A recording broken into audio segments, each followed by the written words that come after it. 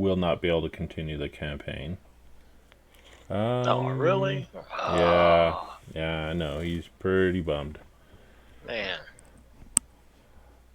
No Jimmy. I, s- Interesting. I swear, man, like every time I get into a campaign with True, he has to bail because of work. This is the second time it's happened with him, with me. It's I'm cursed. Gotcha. Yeah, that poor guy. They always screw with his schedule. He was thinking for sure he was on a set schedule because he's been on that schedule forever. Like Mhm. someone, I guess, must be playing with him or something. Mm. Oh, that's terrible. All right. We give Jimmy another 10 minutes or so, or I sent him a message, but I think we're gonna go ahead and roll. I don't know what's up with him yet. He didn't tell me nothing, so unless you guys want to wait for him. I mean, normally it wouldn't be a big deal, but we're like getting ready to start combat, so Yeah, at true. least I thought we were. Yep, that we were. And he's the one pulling back the bow. So yeah. Actually, that was Truman's character pulling back the bow. Oh, was it? You Yep. sure? Yeah, I'm Okay. sure. Good. I mean, oh, that's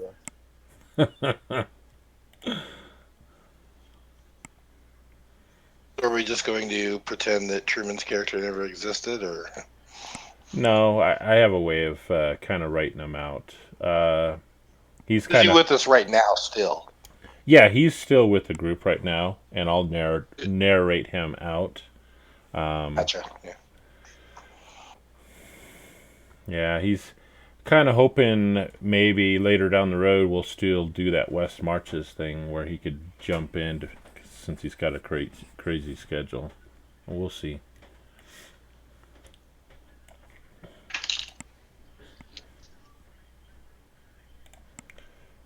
Yeah, where is he at? Because he said hey in Discord. What the hell? He probably didn't click on the party one because I've done that before. Yeah, it could be.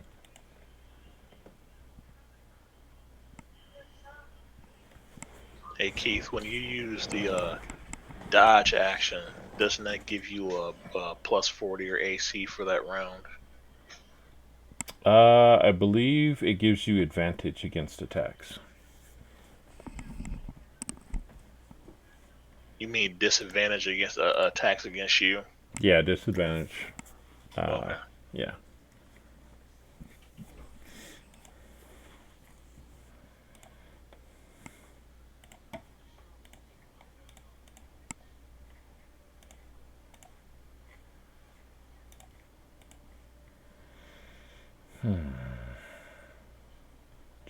Jimmy, where are you?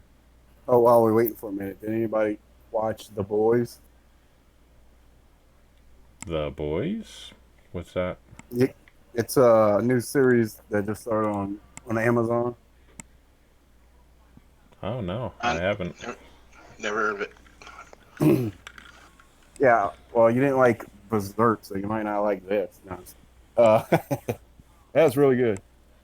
Yeah, I mean, it's about superheroes, but like how it would really be if superheroes were like real. Like they're like, they're basically they just have like PR people, and they're always, they're all like it's all like political, and it's really good. It's animated or no? No, it's a live action. I it was a comic book series, and I never did read it, so I'm gonna have to after. But there's only one season of it, so and it seems to be doing well, so hopefully they'll keep going with it. It's pretty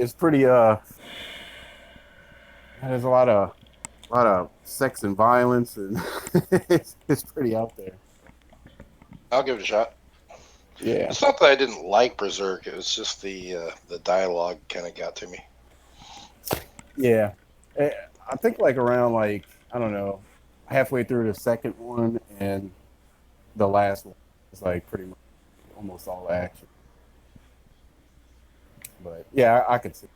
Like And it is not that. not not the fact that there was dialogue, just the way they talk. Like it's like there's a translation thing going on, kind of Yeah. like they're always talking about Griffin's strength is stronger than anyone else's and stuff like that. Yeah. It's all about like, oh, he is strong in strength and all that. Hmm. It was just like kind of weird. Yeah. I actually we always I don't know why. Oh, I mean I do know why, but we always watch stuff with the closed captions on, and Yeah, I was yeah, too. and yeah, you can read at the bottom is like completely different than what they're saying. Because like I don't know, man, it seems like something in the last like I don't know maybe like 5 or 10 years where like every movie is like really low and really loud. It's like there's no middle. I thought it was my TV. I thought it was like I got a stereo hooked up. But it's like everything's like that. So when it starts getting quiet, you miss things. So you got to keep Yep. the closed captions on. Yeah, I most of the stuff I watch, I'm watching while in bed while my wife's asleep, so I gotta keep it pretty low. Mm-hmm. The only remedy I found is watching movies with headphones. I mean, that kind of Yeah. sucks with other people in the room. Yeah.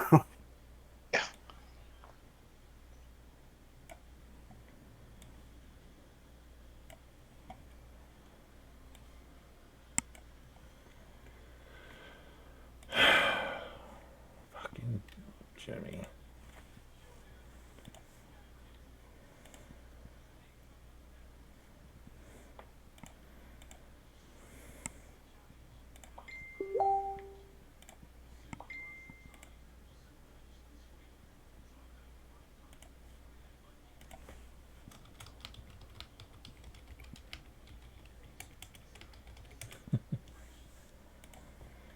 All right, finally heard from Jimmy.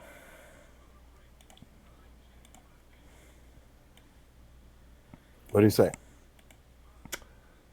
Well, I asked him, "Are you coming?" I said, "We're all waiting on you for the last 10 minutes." So, haven't heard a response yet. So we'll see.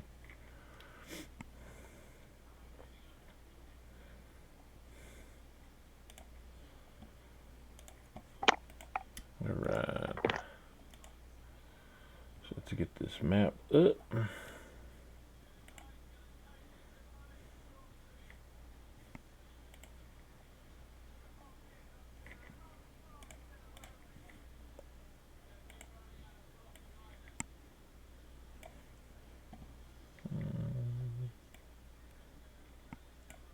Oh Lord, busted out the battle map. That's right.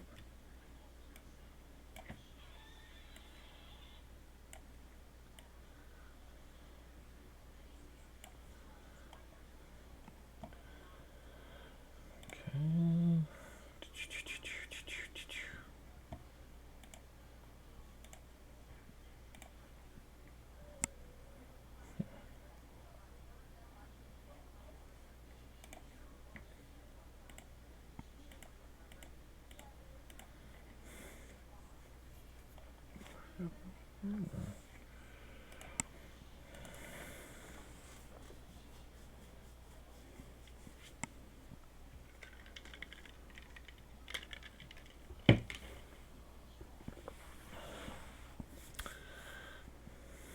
Oh yeah, I didn't know that.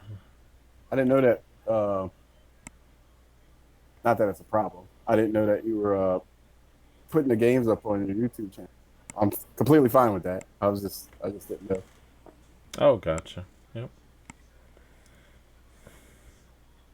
So I'll just make sure I won't say anything stupid when we take them.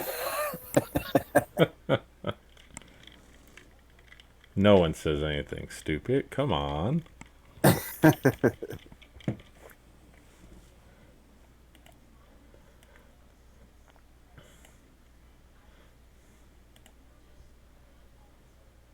these long sessions, a lot of people don't watch them anyway. So it's mainly so I can go back and review things if I need to, or you guys. Or if there's just like an awesome moment, you can tell people, you know, at a certain True. timestamp or whatever. True. Yeah. Yeah, I don't know, man. Like what y'all were talking about, watching Critical Role earlier. I don't know, man. I've never been able to watch anybody play these games because it's like, to me, it's like watching, I don't know, sitting at a party, watching people have a party. You know what I mean? It's like, I want to be there and I want to have fun too. I know some Gotcha. people, I know like a lot of newer people and stuff watch, so they could, learn how to play and stuff. But like, just me personally. True. Yeah, it's. I watch them from time to time, but I really skim through it, um, just looking for bits and pieces of the episodes to watch. But I can't sit there and watch every single episode the entire time. It just no, not happening. Yeah. Yeah. Or like, yeah, I don't know. I don't know. I never really tried to like put it on in the background while I'm doing stuff. I guess people do that too. Nice long session, You got something to listen to for a long time if you're not listening to music or anything. True.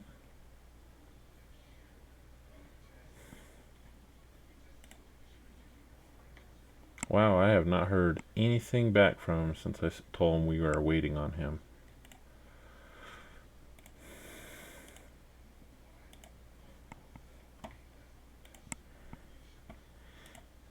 All right. Okay, so looking at the map, if I recall correctly, Aaron Kell, who is played by Truman, who's not here, he was circling around to get a view of what was going on, while the rest of you were holding back, um, kind of hiding, possibly getting ready to run, as Aaron Kell started to pull back his bow to launch an arrow at one of the kobolds. Yep. All right.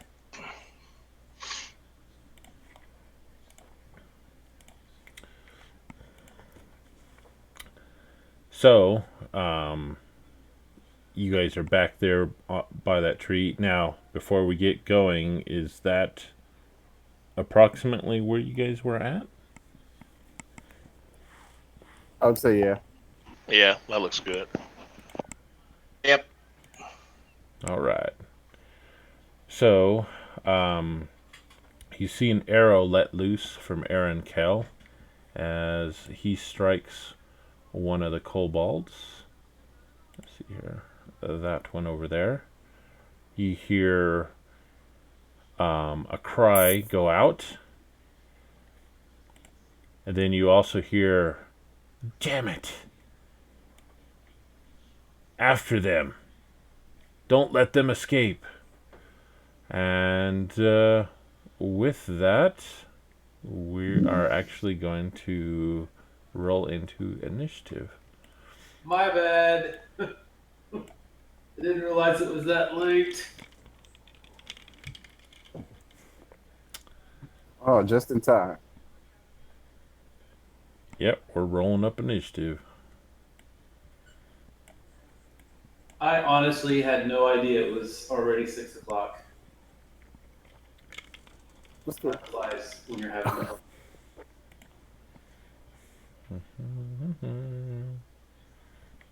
Let's see here. Thanks for the reminder and being patient.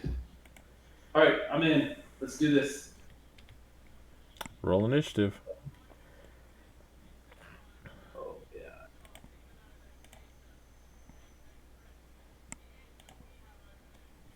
There's the sheet. Cobbler and I are going, or Clobber and I, not Cobbler. Clobber and I are going at the same time. That would be interesting. All right. Okay, and go ahead and make everyone visible on the map. Uh-oh. Herbury. All right. I think Aaron's got the right idea. Shoot and run.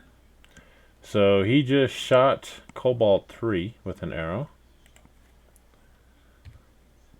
It is still up. It lets loose a cry. You also hear from back around the corner, you hear after them, don't let them escape. And about that time, Aaron, he quickly lets loose yet another arrow. Let's see here.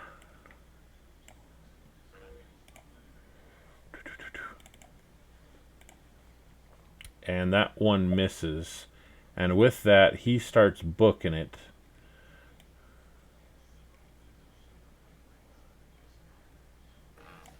In that direction up there. Alright, that brings us to Kobold 7 here. As Aaron runs away, I wave at him.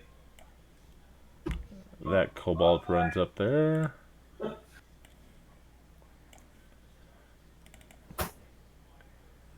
And missed.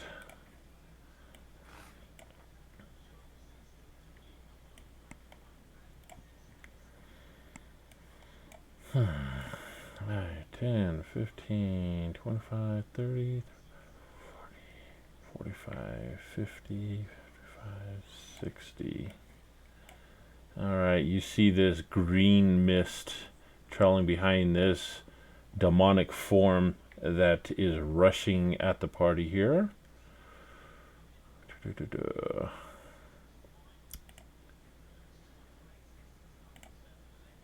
Let's see here. As it's rushing at you, it doesn't look like it's gonna make you, but you can see it's fast as all hell. All right, that brings us to Ronan. All right.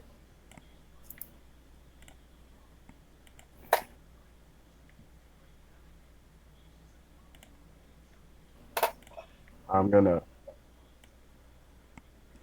I don't know if this is gonna work, but I'm gonna try to firebolt. That's all I can do. Okay, hold on. You got yourself targeted real quick. Okay, you're good. Okay. Just didn't want you to try and kill yourself off, sir.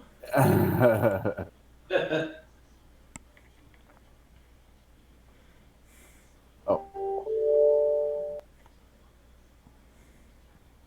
Whoops. I hit it twice. Okay, that's fine. So, your first one, it hit.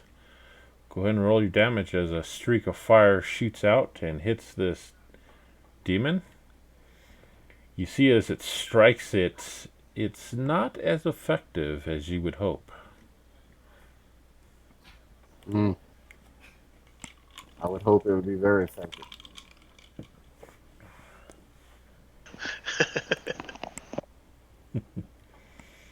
As Ronan's hopes are dashed. All right, so go ahead and end your turn unless you would like to do something else on your turn. No. All right, Cobalt 3.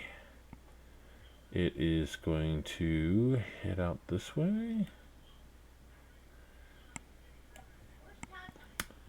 And it is going to try and shoot a sling at Aaron.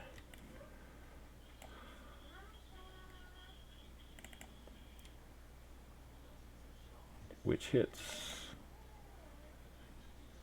You hear Aaron as he's running. Stone hits him in the back of the head. He lets out a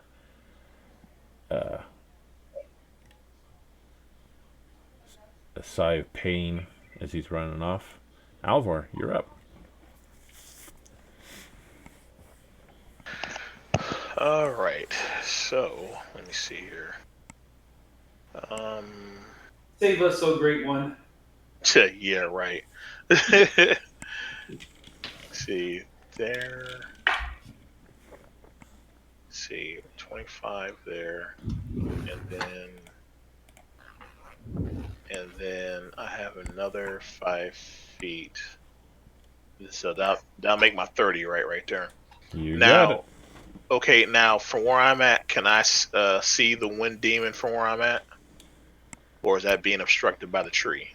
It does have some obstruction. I will give him probably heavy cover from where you're at. Okay, all right, fair enough, fair enough. All right, so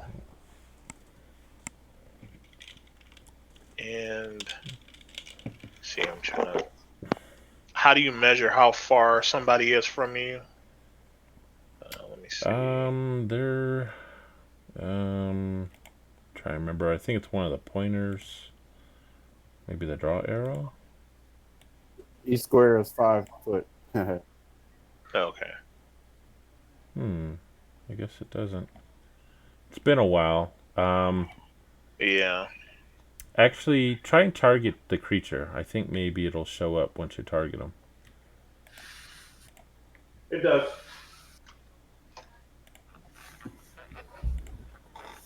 Let me see. What's it? Control left click. Yes, sir. All right. Cool. So it's 45. So. Okay. Pointers. Draw a circle. That's 10. I want to put that in a radius right there so it makes it within my range. And. Boom. That's one of my grenades used. And that's all for me, sir. All right, what does that look like as you throw it? Basically, it's like a little. It's kind of like the clockwork healing orb that I had. It's a bronze-looking orb, and it had a twist key on it. I twisted it 3 times, and it started to tick. And then I threw it, and it landed at the wind demon's feet, and then it looked down and exploded in a column of flame. Awesome. Yep, and that is it for me. All right. You hear the one elvish creature. She yells out, "Make sure none of them survive. No one can witness this. I've got the box. I will meet you down below in the meeting spot." And you see her start to run off, those of you who can see her, in that direction. Cobalt number 8.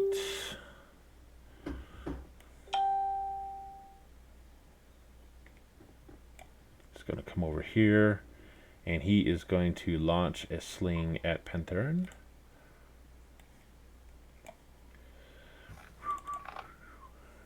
Which misses. Pantherin, you're up. I scream that today is a good day to die in rage. I will take a 5-foot step, which will put me in range of the wind demon, and I will take the main attack.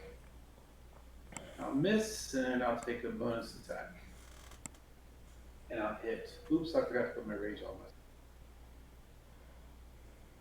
my. Then do my bonus. And that is all.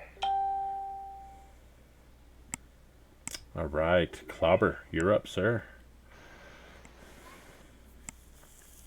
All right, I'm going to charge straight at the Kobold 3. Okay. Actually, no, scratch that. I'm going to go for the demon. Okay. As he runs by, I put my hand out, like high five. Nice. Wow. I slap his hand as I run by, pulling my table leg out, raise it mildly above my head, and swing at him. So, Okay.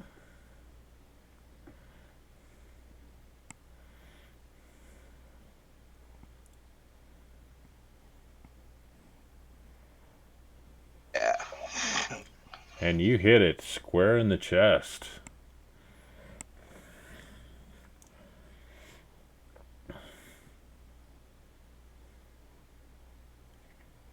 Oh. Wow. Oh wait, can I reroll that? I forget which ones I can reroll. Hang on. Might not be damage rolls. I think it's only attack. I think it's D20 rolls. I think is what it is.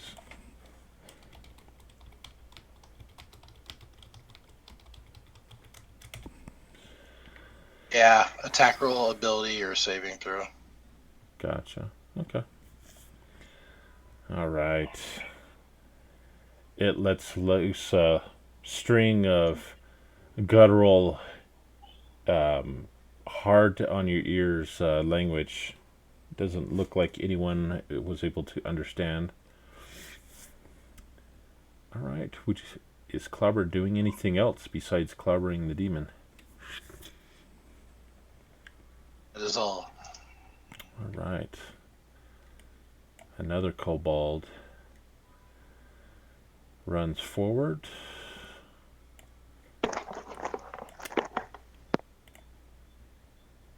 And he is going to launch a sling at Clobber.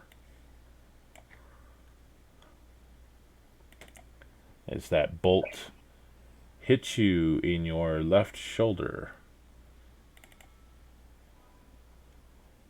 dealing 5 damage. Ah, you little bugger!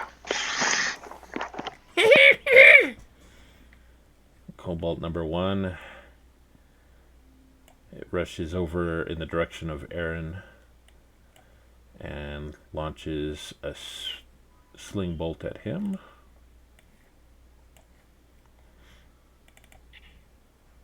Which misses. Alright, back to Aaron Kell. He sees that swarm of kobolds. He's going to let loose an arrow. Let's see here. Which hits. And kills kobold number 3. And with that, he continues running to the north. Kobold 7. Chasing after Aaron. It hits him. Wow, Aaron, he's getting pummeled pretty bad up there. Oh boy. All right, the demon. Supposed to run towards the party, not away from it.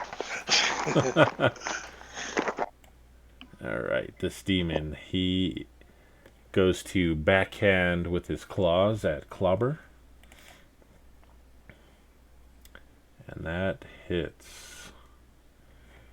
Let's see.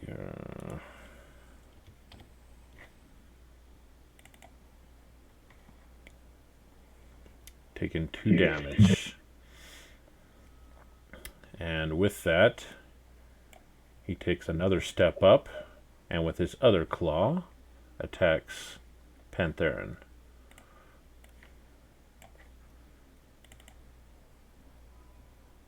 Which misses. Ronan, you're up.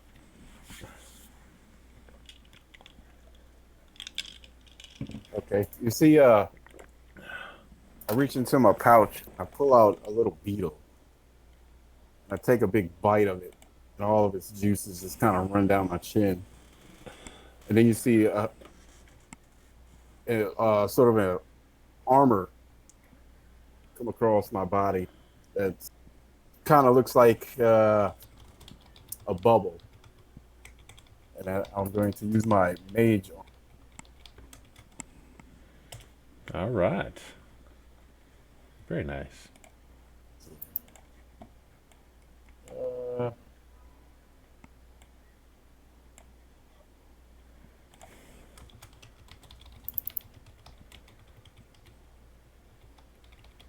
Oh, effects. There we go. Okay. And Okay, hold on. For some reason, that applied it to the demon. So we don't want that. Dope. Okay. So let's see here. Go ahead and there. We got your targets cleared. Target yourself and then apply your effect real quick.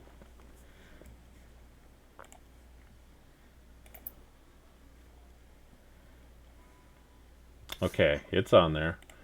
And then go ahead and do your whatever else you want to do. While you're doing that, I'm going to go ahead and change that to where it will automatically target yourself. okay. Actually, it says So- self. Huh. Okay. There's two areas in the magnifying glass. If one of them says target, it will target the target.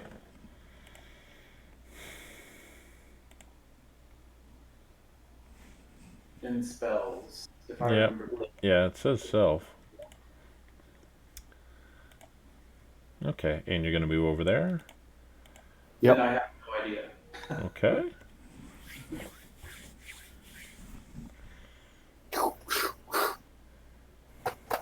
Ran over here. Did you see the armored elf run over in the direction of Aaron Kell? All right, anything else, sir? That's it. Okay. Okay. And that brings us to Alvor. All right. You see that I got those two targeted. Is that affecting my aim at all? Like, will my throwing arm? You should be able to get them. Okay. Let me see.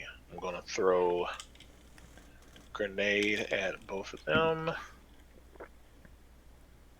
Okay, both of them failed. Okay, damage incoming. Boom. Those two kobolds. Oh, you describe it. Once again to bring out the orb, and I twisted, and this time I twisted it just a little bit too tightly, so it started to tick faster. And I heard me like, "Oh crap!" And I threw it, and it bounced right in front of them. And the two kobolds looked at it like, started scratching their head, and two columns of flame erupted and just burned them to a crisp. Very nice. And that will be it for me. All right. And seeing all the explosions and everything go off, she's all, damn it. Hopefully they'll buy me enough time. I forgot to get this box down there. I was expecting dinner and a show. As she continues to run off. Pantheron, you're up. I will take an attack.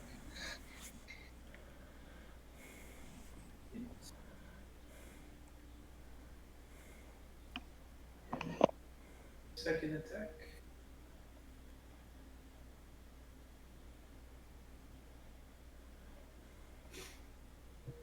And that's my turn.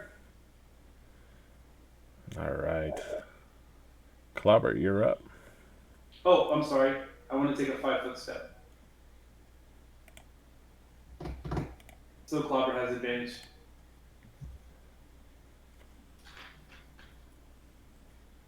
All right. So I reel back from the claw that hit me, and a little bit of blood.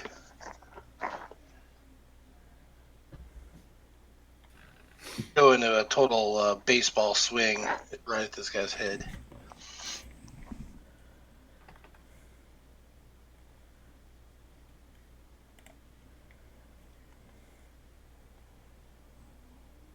crack.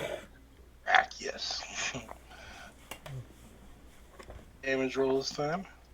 You should have had advantage, so you could roll. That All Clobber right. should have advantage, so he should roll twice to see if he got a critical.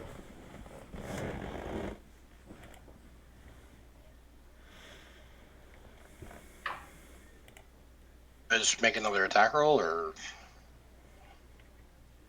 So in this Actually, that is an optional rule, Jimmy.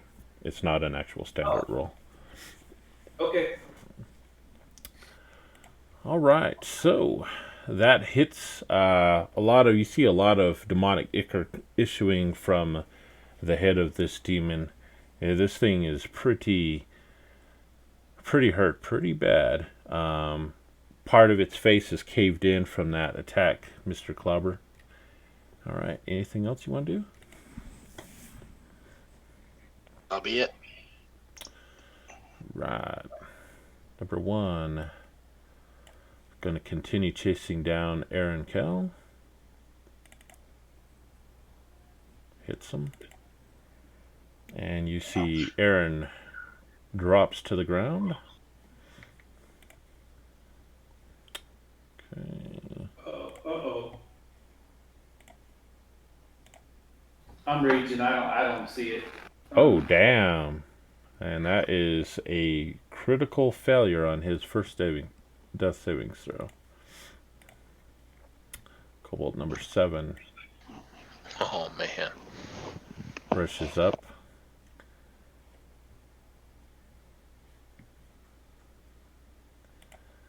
Alright, the demon there. After that vicious attack from both of you guys, it's going to take its first swing on Clobber.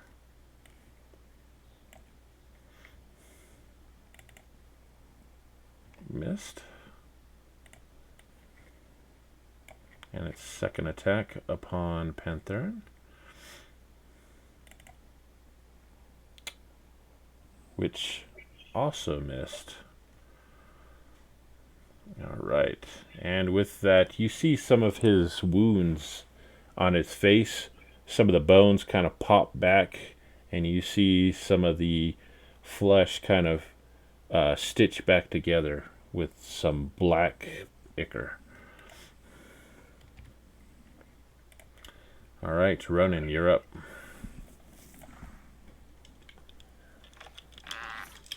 All right. So after the seeing this display, these explosions, and hearing this woman, I feel a just a rush of just I have to get to this woman. I have to.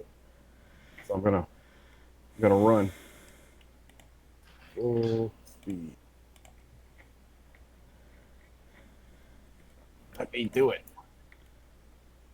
Alright, let's see it. Okay, there we go. Run, Ronan. And she run. Oh, there's 55. Onward. And we don't see this woman, do we? You see her. She's up to the northeast. Kind of. It's hard to see, but you could catch a glimpse of her as she's running off to the northeast. Okay. Boom. So as I see her,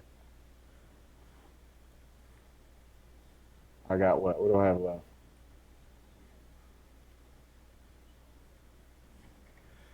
Oh, that's it for my turn, right? Movement and your action, unless you have a bonus. No. Yeah. So I see her. There she goes. Gotcha. There we go. All right, Alvor, you're up.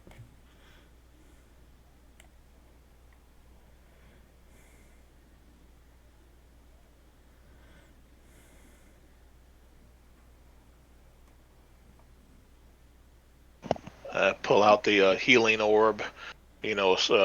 traced in the green runes, and I speak to it and I point to Clover, and you hear the inaudible, and then I put it on the ground and it rolls over to Clover in a small little splash of green at his feet, and it heals him for 3 points of damage.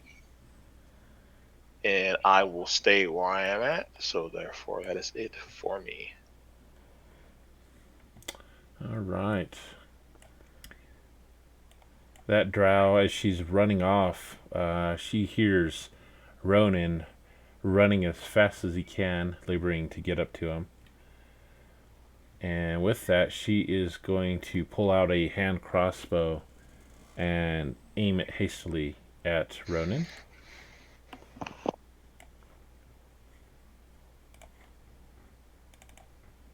As she quickly lets loose with the hand crossbow, and it streaks out and hits you. Wow. Hitting you square in the shoulder. You deal 7 points of damage. And let's see here. You do make your save versus Constitution as you feel it stinging from the wound as she continues running off. Pantherin, your turn. I roar because I feel like I'm really going to drop this thing. And in my haste,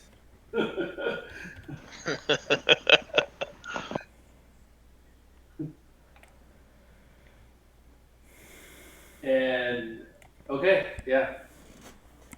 So they felt like I was going to do something. All right, yeah. You slash at it, and it sees you coming with the halberd, ducks under the blow, but you come back once again, striking it with the blunt end of it. You hear some bones crunching. All right, Clobber, you're up. At which I laugh maniacally.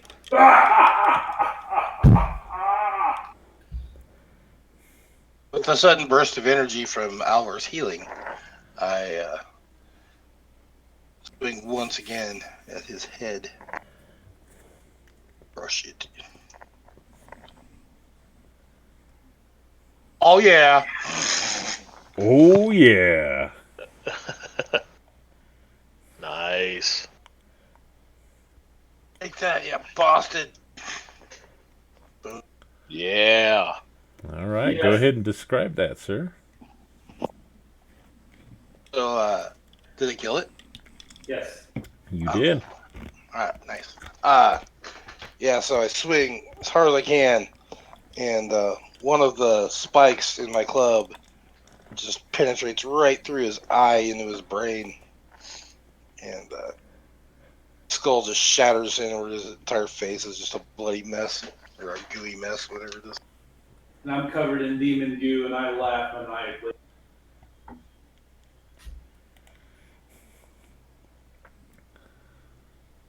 Good hit.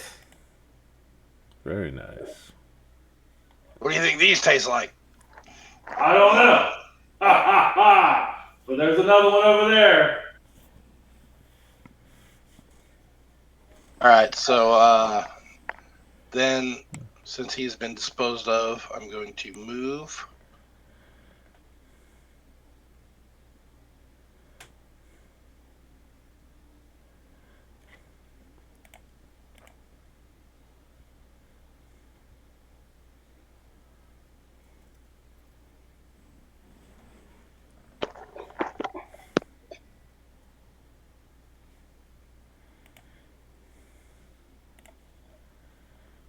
All right. You see the other kobold runs up to Aaron Kell. You see him kind of fumble about with some dark object in his hands. And you see all of a sudden that whole area is cascaded in some type of darkness as he disappears.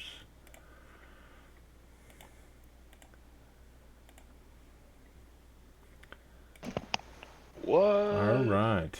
Ronan, you're up. I scream out loud, coward! Come back, little piss ass.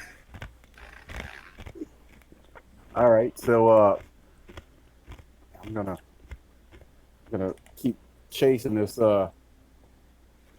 drow shot.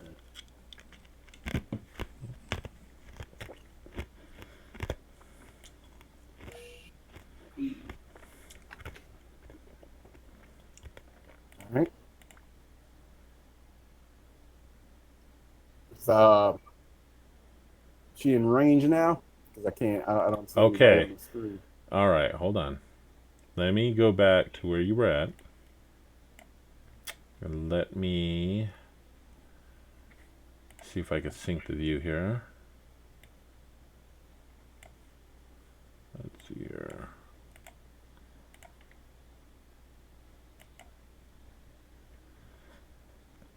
Okay, you should see her in the top right-hand corner. Do you see him running? Oh, okay. I was thinking. Okay. Yeah. I'll Okay, move so around. okay.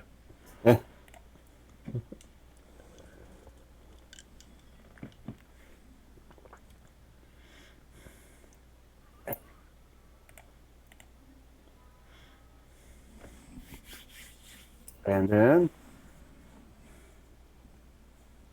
as I'm trying to pull the arrow out of my shoulder, I use my other hand. And I give her the middle finger, which shoots out a firebolt. Nice. Right on, man. Right on. Caller number 1. Okay. So,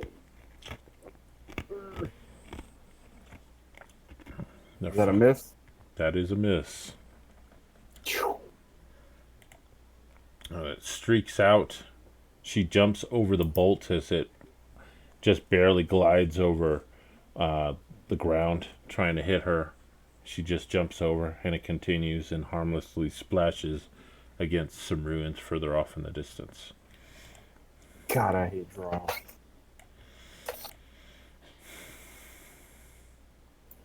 That's it. All right, Alvar.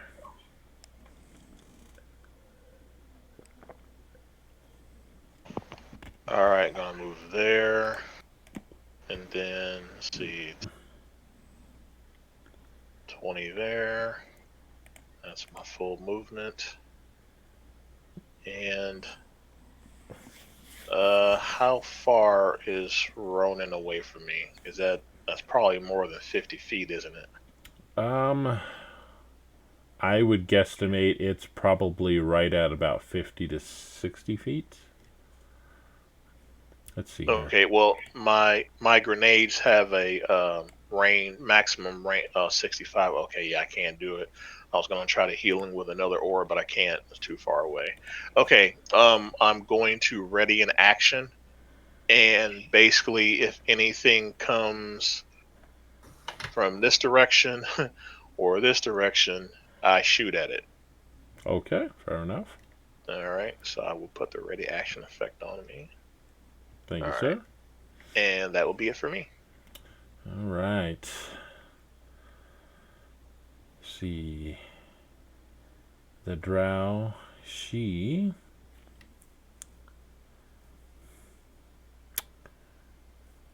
Oh boy. Yeah. Let me read this real quick. Oh, you know it's Okay. bad when a DM's got to read something. All right, Ronin. I need for you to make a wisdom saving throw, please. So if you go to your main character sheet page, over on the right-hand side, it's got all your save stats. Just double-click the wisdom one, please. All right. A globe of darkness shoots out towards you. It hits you, but you're able to shake it off. As she continues running further to the north. East. Alright, Pantherin. I double move. screaming at the top of my lungs, "Come back, you little coward!"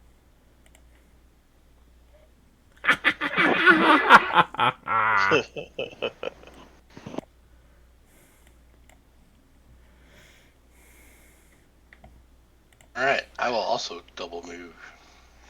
All right.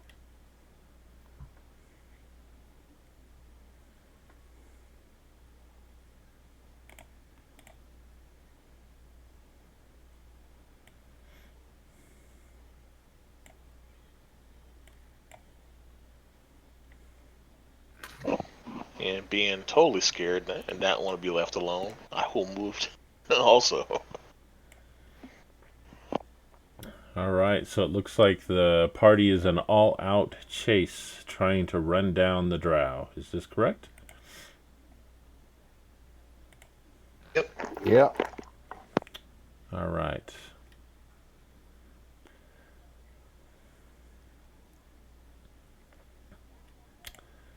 With that, we're going to move away from the map. The battle map.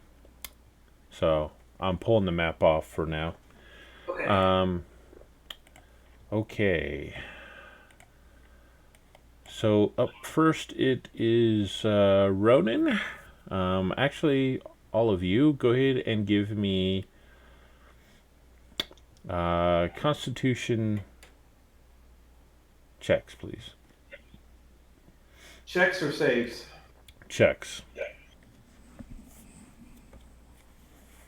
It's the same thing, right? No, it is not the same thing. I knew that. I was kidding. All right. So the party continues chasing after her, running, dodging between ruined buildings. As it appears she's heading further towards the outskirts of town. Several more seconds goes by, probably about another 10, 15 seconds. You start to hear Alvar and Clobber starting to pant pretty hard, and they're starting to fall behind. Ronan and Pantheran, you guys are keeping up, just keeping her in the distance. Do you want to continue forward? Is she within 120? She is within 120. Then she's going to take a javelin. I can't target her, so. You just want me to roll attack? That'll be at disadvantage. Go ahead and make a disadvantage attack.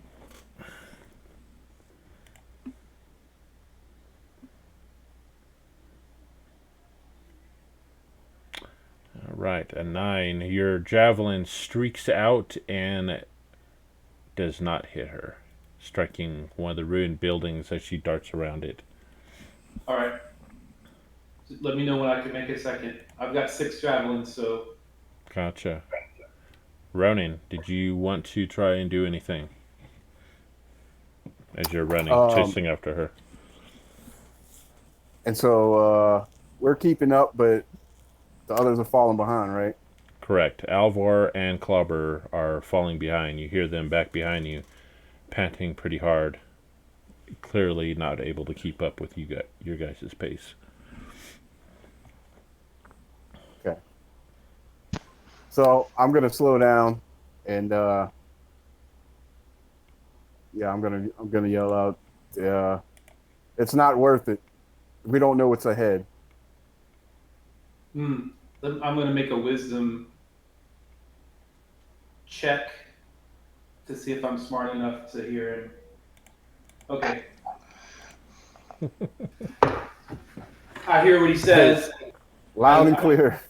Yeah, I hear what he says loud and clear. He gets through my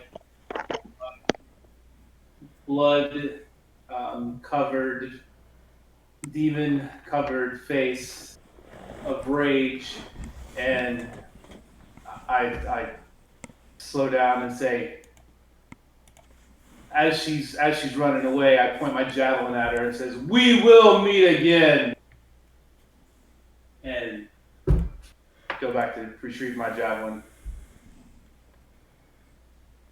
All right, so you head up to retrieve your javelin as you guys are slowing down to group back up.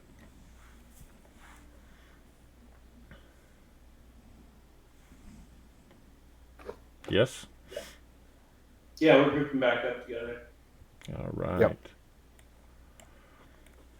All right. As you are running ahead, I'll put that picture of the ruins up again. To catch, you see where the javelin is. You run up there, just kind of slowing your pace as you jog up to grab it. You see her continuing, and up ahead, it looks like further ahead, the town, there is a large recess in the middle of town. And you see her jump off the side of this recess and fall. And since you're not close enough to the edge of it, she disappears from sight. You are able to find your javelin, and you walk back and catch up with the rest of your party.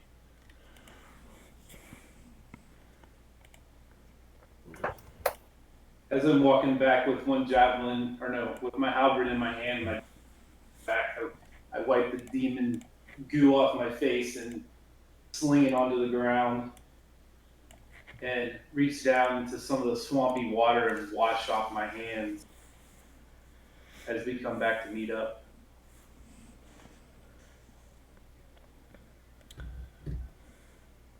All right.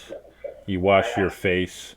Some of the parts where you still have some of the demon ichor, you notice a large concentration of normal-looking mosquitoes. They're trying to hover around that demon ichor, trying to suck it up. More power to them. The rest of your party catches up with you. I look around and ask if everyone's okay. You see me pulling the bolt out of my shoulder. I'm clearly annoyed, and I'm rubbing it because it destroyed one of my little tattoos. Crack it in half. And so Keith, I should know about drow, right? Yes, you do know about them. Go ahead and give me a history check, and I'll give you advantage on that.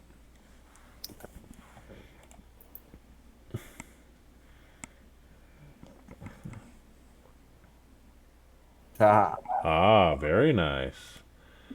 So, you know the Drow, it is a subset of the old Assyrian Empire. A long time ago, right before the empire started to recede from these areas, there was talk about a new cult being formed by a sect of elves, the Drow elves. They were following a cult of Draxus, a newfound god of evil. And you'd also know that a lot of the Drow, since they were dark-skinned in nature, were often used by the Assyrian Empire as trained assassins to assassinate political enemies of the state. Any uprisings that occurred, they send these Drow out to try and assassinate and take down rebellions and whatnot. So most often, they are referred to also as assassins. Okay. So I'll relay that to everyone. When he tells us about the Drow, I go, assassins, and I say, cowards. Indeed.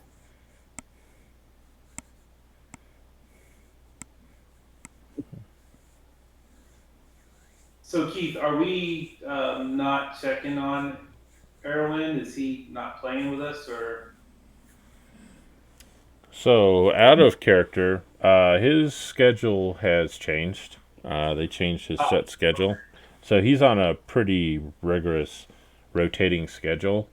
So for the foreseeable future, he probably won't be playing with us. He is hoping, though.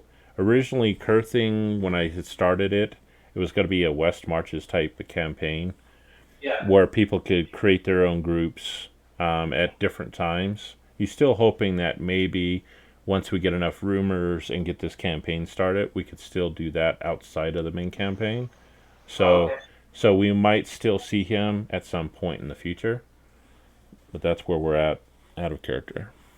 So in character, we should probably recover his body then.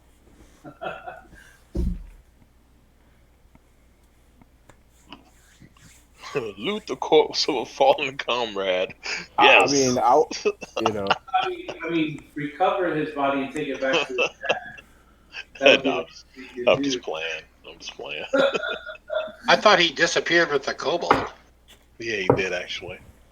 he got engulfed in some black Yeah, darkness. cloud. But I mean, we wouldn't know that. So Well, shouldn't we go find Erwin?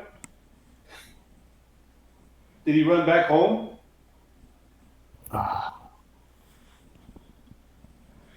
one more. We need one. We could always use another man. We can't leave him.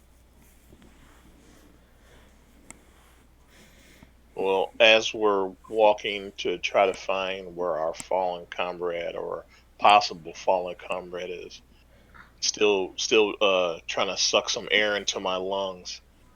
I'm walking next to uh, Ronan, and I sheepishly put my hand on his left shoulder, and I say, "Sir Ronan, I'm sorry that my physical frailty stopped us from being able to catch up to the drow or that dark skinned elf."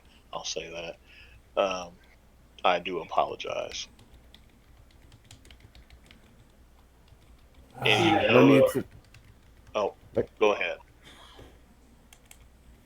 Go ahead. And you notice that he called you sir for the first time. No need to apologize. But I must say, you are full of surprises, half breed. You're Hey, these I'm sorry. It's half breed. Oh man, I'm sorry. Go ahead. I'm sorry. and you and I kind of our skills aren't that different from each other. All of these little mechanisms you have aren't much different from me calling forth my powers from nothing. I'm extremely interested in these little mechanical things you have. They've seemed to help us in the past few fights. Well, if I can ever become, half the leader and strong fighter that you are, I hope to be able to somehow draw on whatever you call your faith or whatever you call it to be able to draw on some of that. Well, what you call magic or whatever, draw on that power. It seems very interesting. As he's still sucking in the wind, still trying to catch his breath.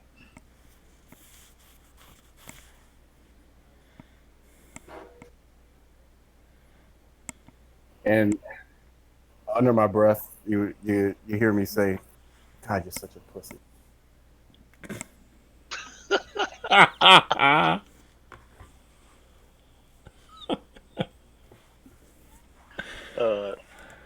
I have Alvor has a kind of astonished look on his face from that statement, but he kind of semi keeps it to himself as he continues walking.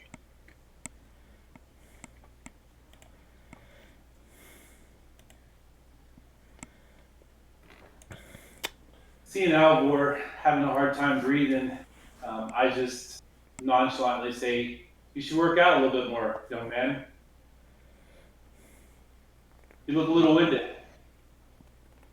Yeah, I probably should. I spent too much time with my head in a book and then actually being physical and working out, and it has come to rear its ugly head. So I give you my halberd and I say, "Here, swing this around." No, I don't want to break that, or more importantly, break it on me, like cut my head off or something. I appreciate the offer. Maybe something a little smaller, like Clobber's leg nail thingy. Do you see what that stuff is covered in? I'm not touching that with a 10-foot pole. As I'm standing there covered in the same stuff. Right. That's just nasty. Nobody swings Ronda but me. Yeah, see you go. There you go. Case proven. I'm not touching. I take some of the demon goo that's on my hand and kind of pat him on the back and say, "You're all right. Shall we pursue this coward to the depths of the darkness?" And I turn and start walking that direction. You see Alvor turn to Ronan and look at him as, well, do we go that way? He doesn't say it, but that's the look that you can get on his face. Are we gonna leave our man behind? I don't know. That's why I was asking out of character if he was not playing it anymore. But if he's vanished in some smoke that we don't know about, that we'll eventually find about that he's not there, we'll either one assume he ran home, or two. I was running in that direction, so I may have seen him disappear. It's true. It's just really up to how Keith wants us to deal with it.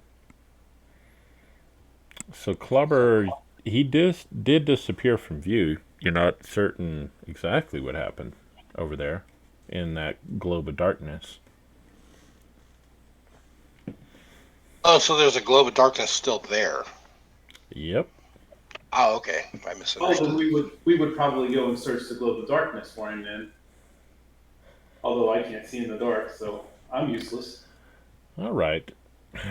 So you guys turn around and head back to see if you could locate your friend, Aaron Kell.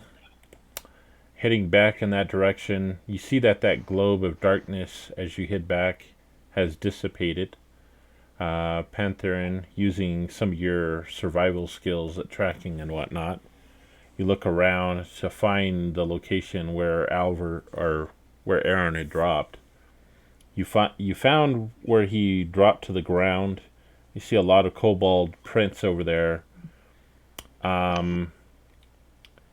It looks like he was starting to be dragged, and the drag marks, along with some of those kobold tracks, just disappeared. You take some time scouting the area, trying to see if you could pick back up the tracks, to no avail.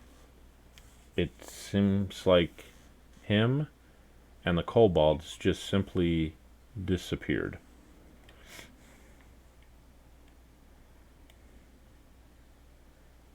Well, should we go back and tell his dad? I'm sure his family would want to know.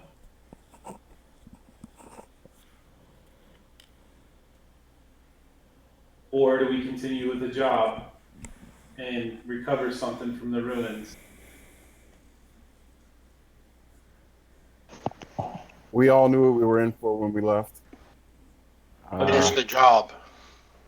It's Agreed. unfortunate. It's unfortunate, but looks like we'll have to move along on our own. Well, one of you intelligent types, I don't know, maybe want to write down what happened so we can relay that back to his dad when the time comes. Certainly, I will.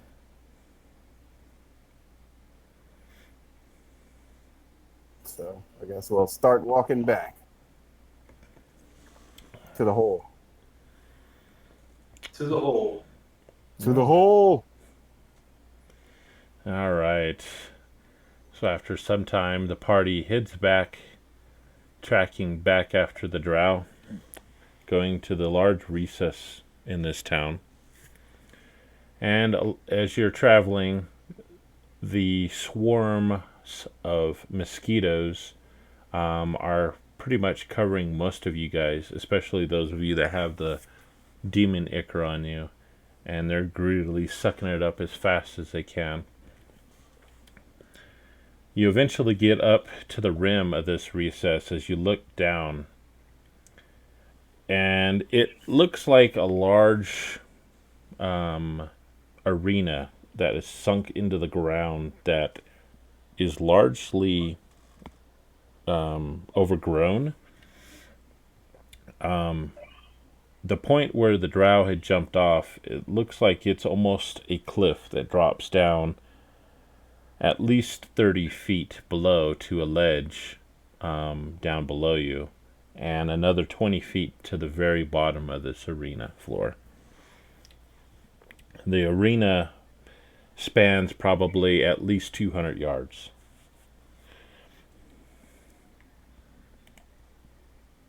And on the far side of the arena, as far as you could see, you still see more swamps, lots of ruined buildings, a lot of water here, and you also hear the water dripping down on the edges of this arena that partially fills the bottom of the arena down below with water.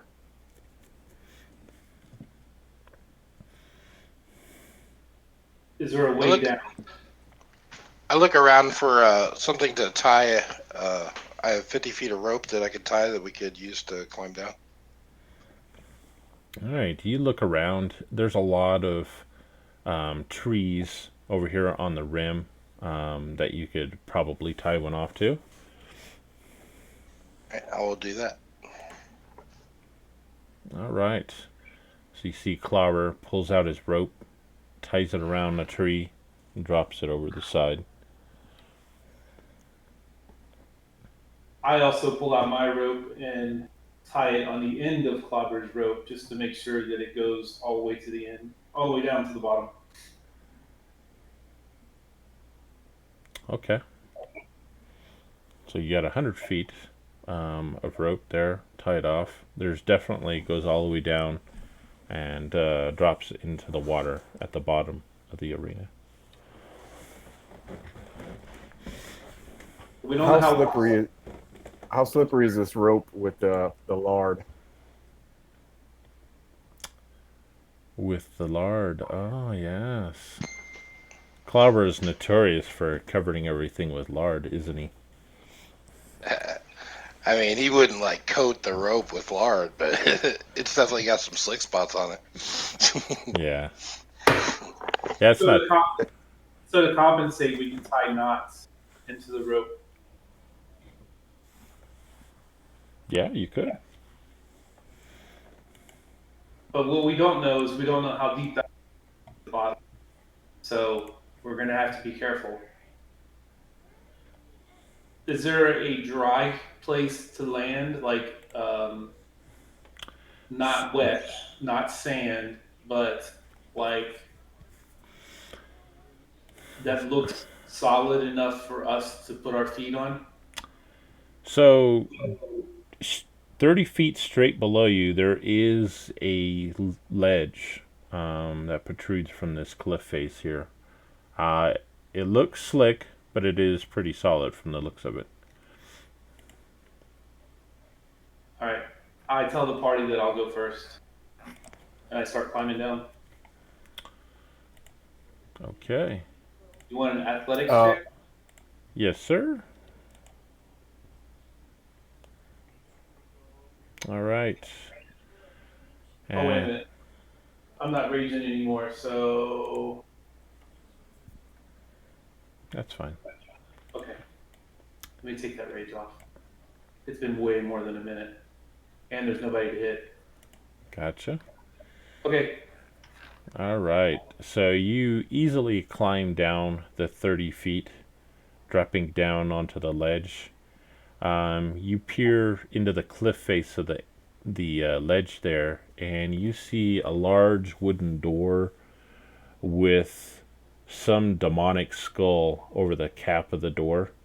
And I raise my halberd above my head, and I think for just a minute about the last time I hit a door with a halberd, and I lower it back down.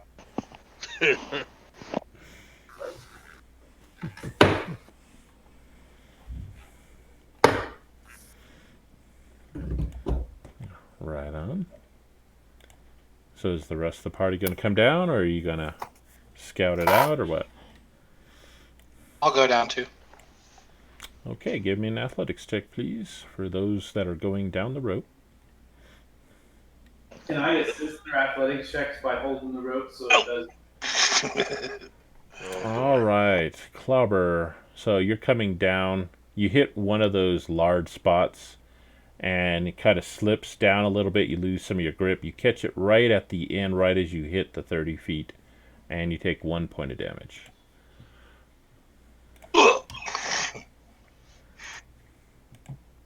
I look down at him and say, "That was graceful." And then I offer my hand. Oh goodness. All right. You see, as you're helping Clobber up, Alvar starts coming down. It appears he hits the same spot Clobber did, loses his grip, drops down, taking 1 point of damage. Wow. That's so bad. I avoided damage I for the look whole down. for the whole fight. The first time I take damage is because I fall. That's awesome.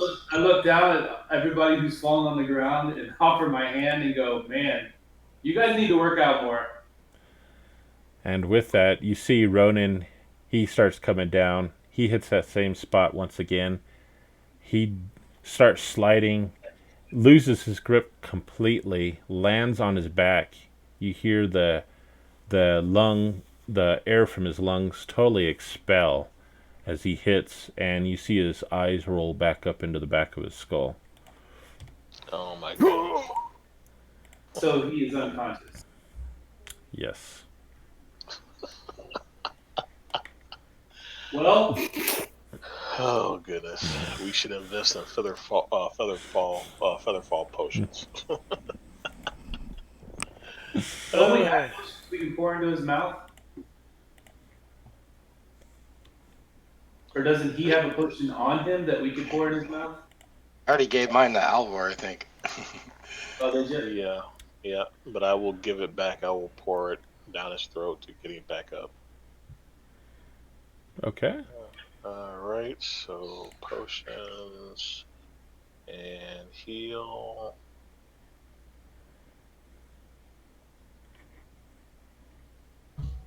Nice. Very nice. Okay. Taken away. Keith, my potion's still showing on my inventory. Is there a way to get rid of it? Yeah, I can get rid of it. I don't see it in your inventory. Oh, it's If it's in the actions tab, just leave it there in case you get another one. That way you could apply the okay. healing. Gotcha. Okay, so Alvar, he drains the contents of his potion down Ronan's throat, and shortly thereafter, Ronan, he gives up a cough as your eyes come open and you look up to see the rest of your friends looking down at you. I offer him Yeah. my So I'll pop up and I'll. Oh, oh no. As I was passed out, I was having a very nice dream. It was a room full of wine and women. And I opened my eyes to this. Catherine balls up his fist and he considers knocking him out again.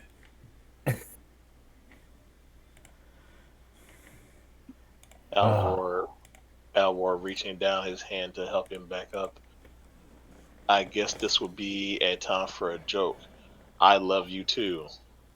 Alvor looks around to look as if, was that okay? Was that an okay joke? He's looking around like, okay, anyone? What was that good? What are you talking about, man? uh, yeah, he feels very awkward, so he helps you up, and then he kind of nervously takes out his sketching paper and just starts to draw something random to remove himself from the awkward situation now. When Panther sees him pull out the pad and start sketching, he takes his hands and puts it on both sides of his shoulder and turns him towards the door so that he can start drawing in the door. That's our immediate problem. I was going to hit it with my halberd, but I remember the last time something happened when I hit my halberd on the door. So how do we get through that? Good idea. And he starts looking at it, trying to concentrate so hard as to try to erase the awkward moment that just happened. He starts sketching the door. So I stand up and I'm looking at myself all full of moss and dirt. Dust myself off a little, and I'll kneel down in front of the door and do sort of like a sigil in the air and detect magic. Okay. So, while you're at it, Ronan, give me a history check. Okay. And as you cast your detect magic, the door does light up. It appears to have some type of abjuration magic emanating from it. Okay. All right. Okay. It looks like Alvar needs a bio break. Anyone else? You guys want to just go ahead and take a break real quick? Yeah, that sounds like a good idea. Sure. All right. Let's take a break. Okay. Okay, thank you. Welcome.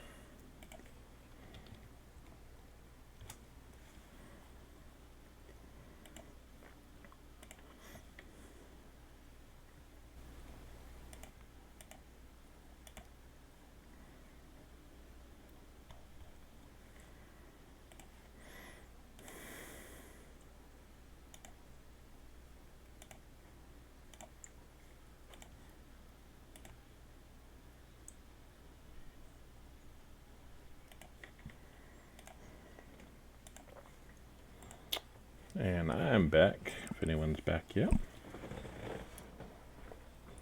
Here. I'm here. Welcome back.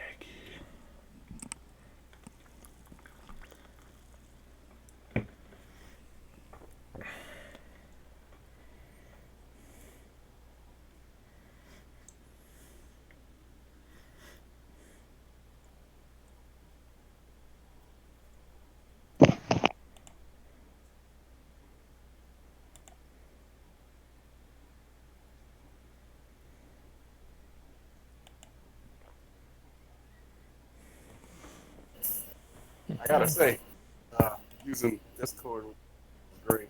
'Cause I can still hear everything and get things done. Oh, right on. That's cool. I'm not tethered to the computer. Awesome. Just don't burn your dinner tonight. No, I did that earlier. Well, I didn't burn it. I made it. Oh, okay. But see, now I can talk. Sweet. Actually, I just woke up and I was like, oh shit. And I jumped on and everybody was still on. So I'm finally awake. I was like, kind of happens. Gotcha.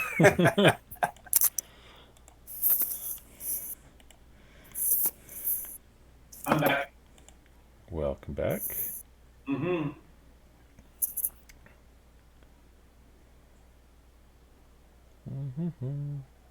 So let's see here. I hear Jimmy. I hear Robert. I know Brad's here. Daryl, are you back? Or are you still on break? Give me about 3 more minutes talking to the wife real quick. Okay, cool.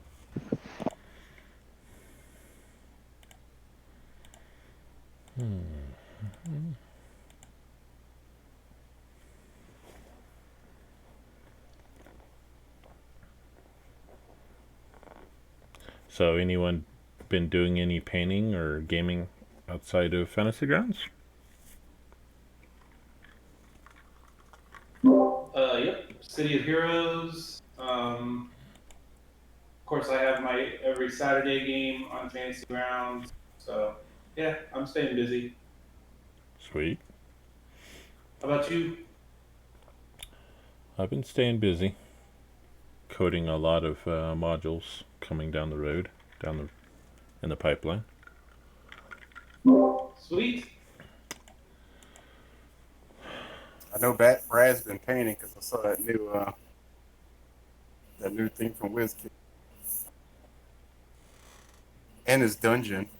Yeah, I can't wait for Brofest. Yeah, my dungeon has taken up most of my time lately, but I'll probably paint something tomorrow.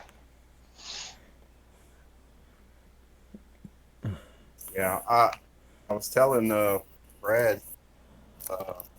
Yeah, I mean, if it happens again next year, I'll probably be able to make it. Sweet. We'll have to make sure to make it happen next year too. Yep. All right, I'm back. All right, welcome back. So everyone is here. Okay. So, Ronan, you cast your Detect Magic. You get a sense that there's abjuration magic protecting this door to some extent.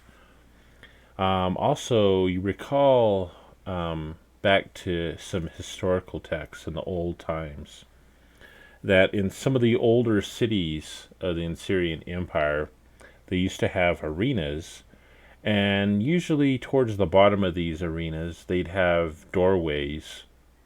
They'd kind of refer them to abyssal doorways, where people that were judged and declared guilty of their crimes would be punished and sent down below past these abyssal doorways to basically live out their lives down below in the hopes that the demons that feel the core of the world would take care of these miscreants and these criminals.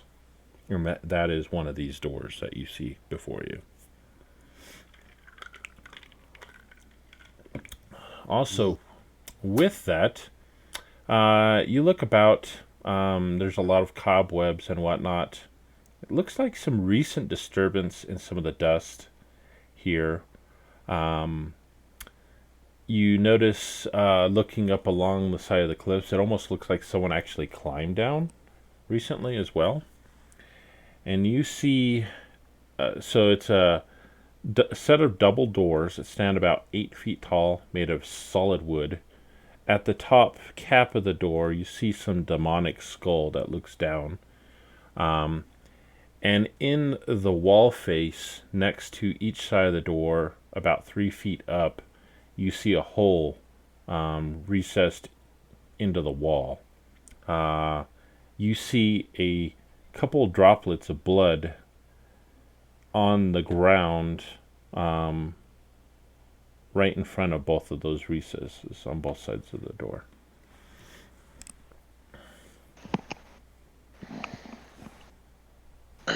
Does the skull look abnormal, like something other than a human or a half elf or something? Does it look like some kind of creature of some sort? It looks like some type of a demonic skull. It's a larger skull than a normal human, with like curling ram horns that look down upon you, with empty eye sockets that point directly down at where you guys are standing. Interesting. May I use a history check to see if I can remember through all the books I've read? Maybe I can recognize what the skull, who it used to belong to. Sure, you could try. All right.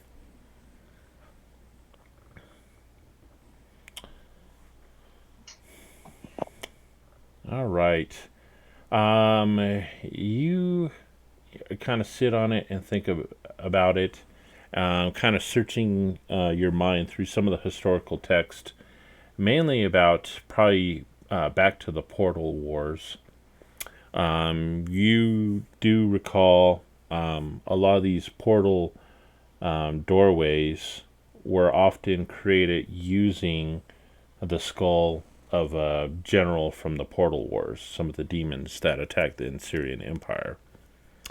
And looking at this particular skull, you do see that it was from one of the more popular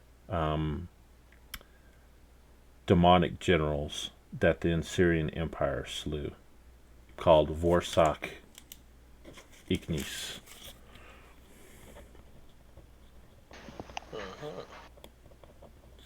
I'll go ahead and write that down in my book of many, many random stuffs.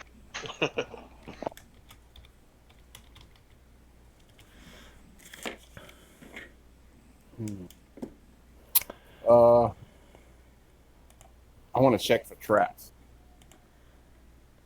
Okay. Who is checking for traps? Ronan. Ronan. Okay. And how are you going about checking for traps?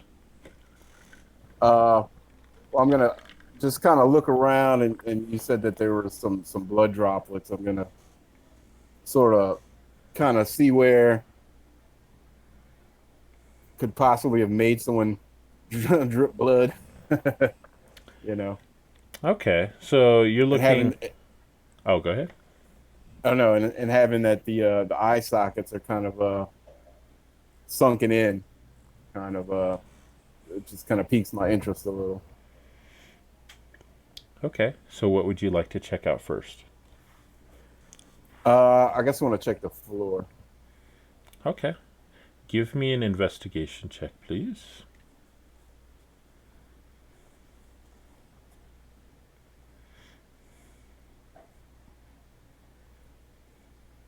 All right.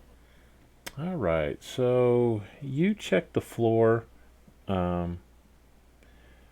probably tapping it with your staff or whatnot, checking if there's probably any pressure plates, also checking the blood. And looking at where the blood droplets are, you look up at the recesses over on both sides of the door that are in the wall next to the door. Looks like the blood actually, as you look in those recesses, you see some blood on the rims of those recesses that go in. So it looks like possibly some blood dripped from inside there.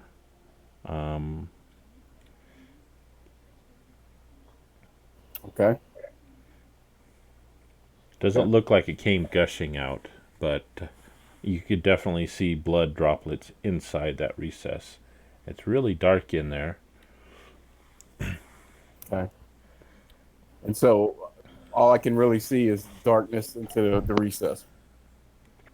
Yeah, unless you want to try and shine some light down in there to get a better look. Yeah. Yeah, I think I'll do that. Okay, and what are you shining in there for light? Uh, what do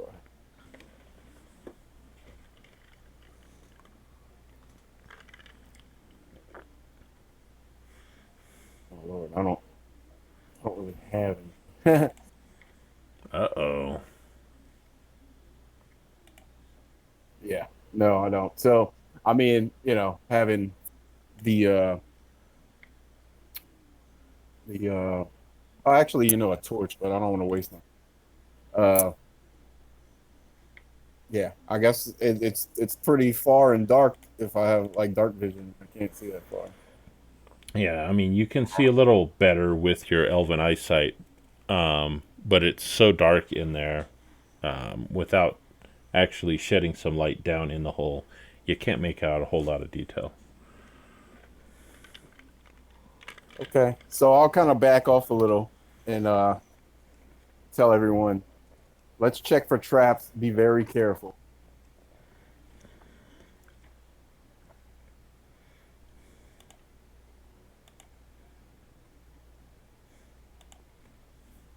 Okay. Okay. Um, this is Alvar thinking to himself, as not to hurt our leader, he is going to check for traps on the door. Um, doing a doing a sleight of hand check. Um, that's fine. And how are you going about checking for traps on the door?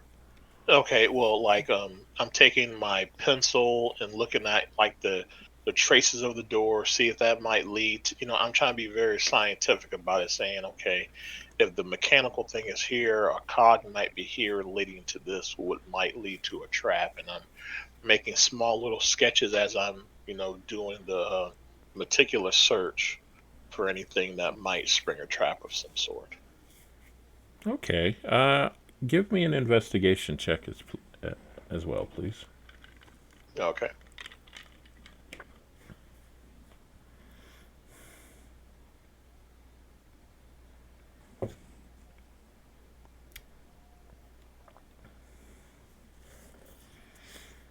All right. After checking the door, it doesn't appear that the door itself has a trap that shoots out from it. But clearly there's something with the recesses. It might be a opening mechanism. So maybe there might be something in the recesses that you need to grab or hold or activate in some sort in order to unlock the door. Ronan, are you still continuing your checks looking up at the skull now, or? Uh, yeah, I'm gonna call over to Alvor to come take a look. Okay, I come over there, and I tell him what I found doing my own type of investigation search of the door. Okay. And I'm like, uh,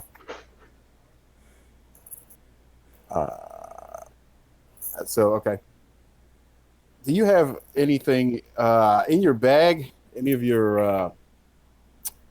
little mechanical doohickeys to maybe send down this one of these recesses, or possibly a light? Only thing I have, sir, is just a regular torch.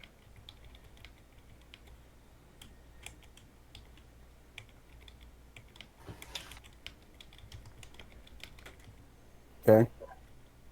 Well, I think there's something you're supposed to pull back there. Why don't you go pull it? Is it? You go for it. Wow. I am not as hardy as most of you are. So if there is something that might happen, spoken like a true elf, right?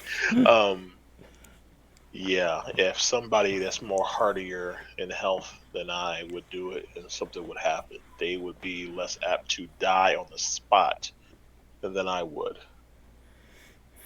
So I go up and try to open the door. Damn. But look, as he says that, I reach over and I kind of like grab him by the ear a little bit. I'm just messing with you.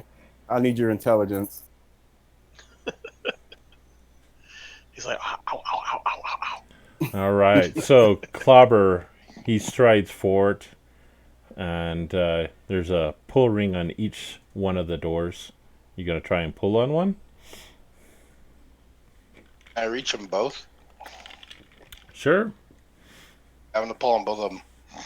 All right. So Clobber's over there, and you see him start to pull on the doors. Give me an athletics check, Clobber. Athletics. You can add a 10 or higher.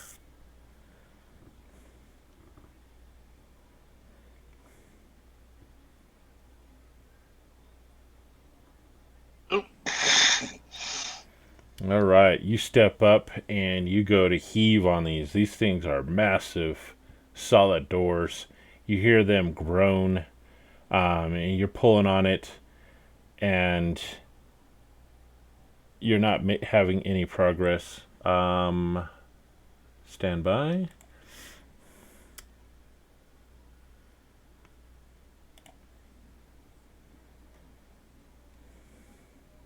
Ronin. Okay, so as Clobber's pulling on this, the rest of you guys are probably watching and still trying to figure this out. Ronin, as Clobber puts both of his hands upon these pull rings and starts to heave, you notice out of the corner of your eyes, as your eyes shoot up towards that skull, you see the eyes glow, and all of a sudden there is fire that shoots out at Clobber. It's always fire. Clobber, I need for you to make a dexterity savings throw. He said it's always fire. Why does it have to always be fire? Because lard and fire goes hand in hand. Oh boy. How do I do the saving throw? Okay, so on your main sheet of the main tab of the character sheet, over on the right hand side. Okay.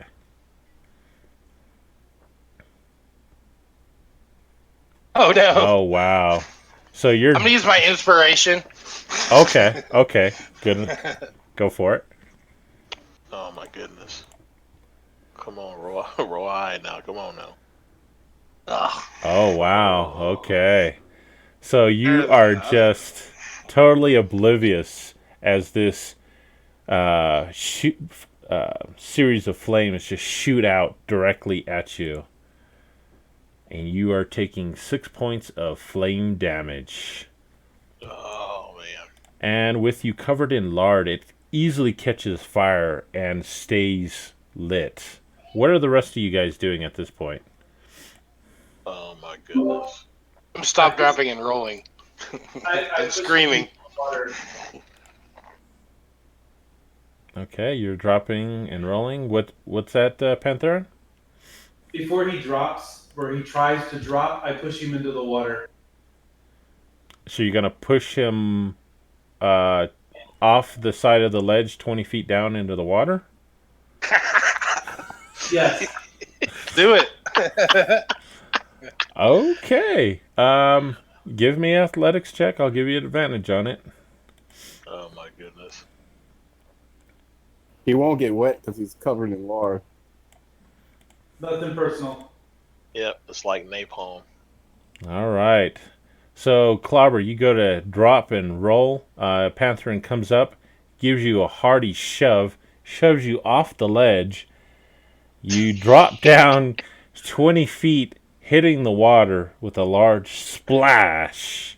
You take another 2 points of damage from the fall. You are barely conscious at this point. The flames are starting to sputter out at this time with the water. The lard, though, is still keeping the fire going to some small extent. What's everyone else doing? Ronin, Alvor? How deep is the water? The water? Like, can I touch bottom? Yeah, you could touch bottom when you first hit. It's probably about 5 feet, so you're still, after you come back up, you're paddling a little bit, but it's not too deep. I look over the ledge and go, "You good?" Maybe. Well, let's get you out of there. And I take the rope and extend it to where he is and pull him up. Alvor panics. He's freaking out, looking at Ronan like, "Oh my goodness, what do we do? What do we do? What do we do? What do we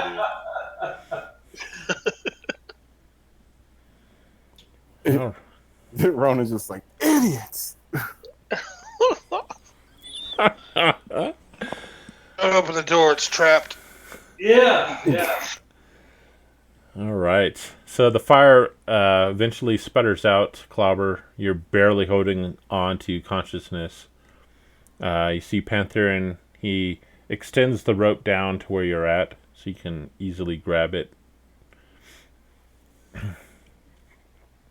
And Pantherin, are you going to haul him up or just let him climb up on his own?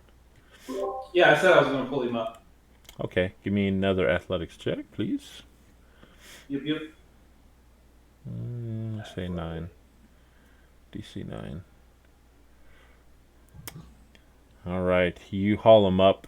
And Clobber, he's holding on, trying to climb up weakly. You're barely able to get him up there. And you eventually get him up there. He looks like he's... Must be all lard all over him.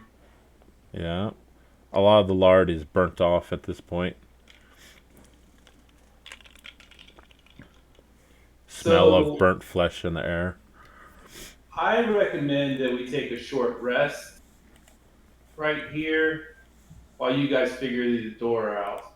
You could use a rest there, Clobber. Yeah, I'm getting hungry too.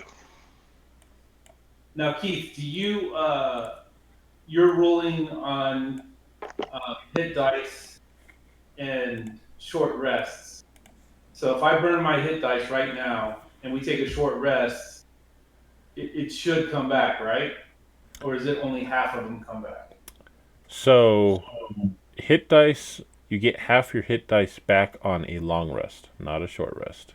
You can expend as many hit dice as you'd like on a short rest, but you won't get them back till a long rest. Okay, all right. Because we're running short on healing potions and stuff. That's why I was trying to think of another way that we could heal his wounds. Mm-hmm. All right. I can use my second wind to heal myself, but it's probably better to save it for a battle situation. Yeah, I was thinking the same thing. Those kind of resources, I tend to not use them unless I'm in combat. Out of combat, I tend to not use them. Yeah, so I mean, at this point, if you guys want to take a short rest, you could use that time to bandage, use some cloths and whatnot, to bandage each other up, and use your hit dice if you want to try and heal each other that way. They just drag it into the thing like in Invisible, or use the So, hit dice. so you just double click on, and it should put it in the chat window and automatically heal you accordingly. Yep, there you go. Boom. Good as new. Everyone, just take a minute, sit down, and let's think about this. Because I'm completely healed already.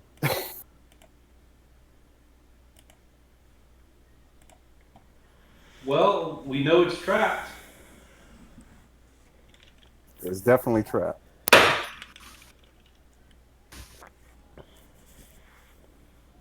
I think it has something to do with the recesses, but nothing came out of it.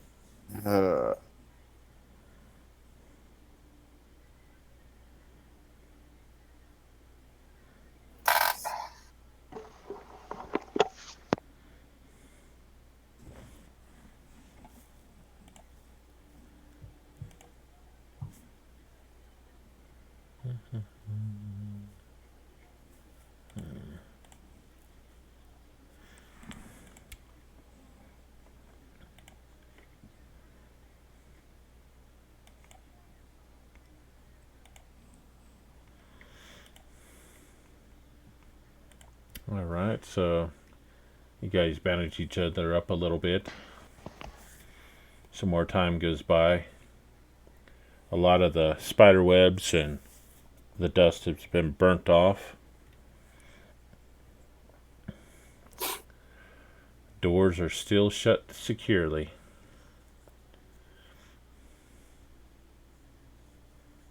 I'm going to go back over to where I was before, where the blood was, Okay. and I'm gonna check around a little more. Actually, you know what? I'm just gonna go ahead and light my torch and see if I can see any farther down there. All right. So you light your torch and kind of aim it away from your face a little bit, just enough to give you some light to penetrate further up in there. So it looks like this recess goes in and kind of bends slightly towards the nearest door. I'm assuming you're probably on the left side checking it out. Mm-hmm. So it goes straight for probably a good foot, and then it slowly tapers in towards the right there, close to the door. So you can't quite make out what's at the very end, but it looks like it extends about as far as one could put their entire arm's length in there.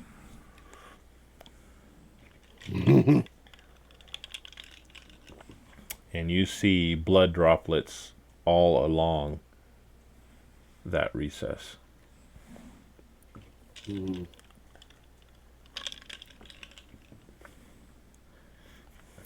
Okay. I'm gonna stick my staff in there, like as far as it'll go, and see what happens. All right. So you take your staff and you stick it in there as far as it goes, kind of trying to work its way past that slight bend. And it goes in probably a good 2 feet. And you're trying to, at the end of it, there's something protruding. And as you're kind of working it around, it almost feels like something is at the end protruding that could possibly be pushed in.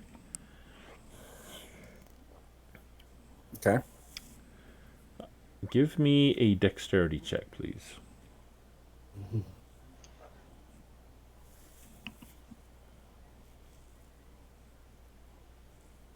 All right. So you expertly navigate your staff in there, and you push on it. Staff. Okay. And let me check something. All right. So you push with your staff, and you hear a clicking sound coming from the left door, and then you hear a thunk and feel something hit along the side of your staff, and it's securely in there now. You can't pull it out. Oh. Okay. Alrighty. I'm gonna, obviously I'm gonna keep trying to yank on it and see if it'll come out. All right. You yank on it. It's in there pretty secure. Um, you're not having any luck pulling it out yourself. Okay. I'm gonna call. I'm gonna call over Panther and see if he can pull it out. All I right. grab onto the staff with both hands, put one foot against the wall, and start pulling with all my might. All right. So you see Pantherin do that, and he's pulling with all his might, and then you start hearing the sound of wood splintering, and then snaps. He pulls it out, what's left of your staff. It's about And I hand, about a I foot hand it, shorter than normal. I hand it to him and I smile. Here's your staff, sir. Thank you, sir. As I'm looking at it. You're very welcome. If you want, you can have one of my javelins. You save them. You save them. Okay. So, and then, oh boy. So I'm gonna take my my torch and go over to the other side and look inside and see if it's kind of the same thing. It looks very similar to the other side. Yeah. I tell you what, I will take one of those javelins. All right. While you're doing that, Clobber, Alvar, what are you guys doing? I hand you one of my javelins. Okay. I'm just watching. I'm not really wanting to go anywhere near that door again. Keith, I want to go ahead and try to use my researcher feature. Basically, I'm attempting to recall a piece of lore about this door, like the trap on it or whatever. And then it's up to you if I actually know about it or not, basically. Oh, okay.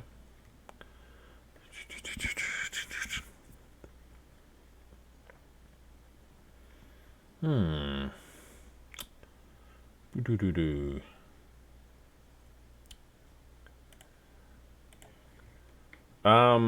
You vaguely know that these abyssal doors usually take some type of a sacrifice to get them to open up. And let's see here.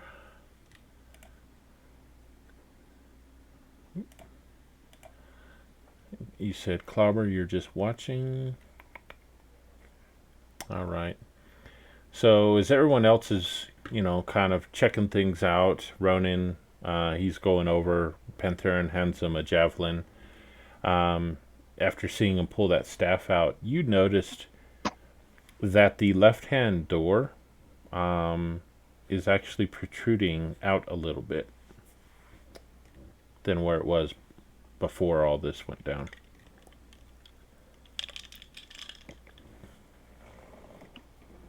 Who saw it? Clobber.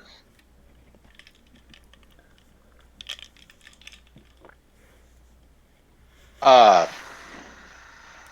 say, hey, it looks like that door might be open.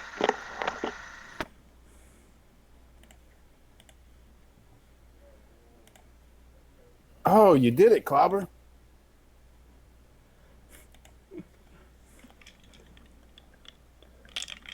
I turn towards Ronan and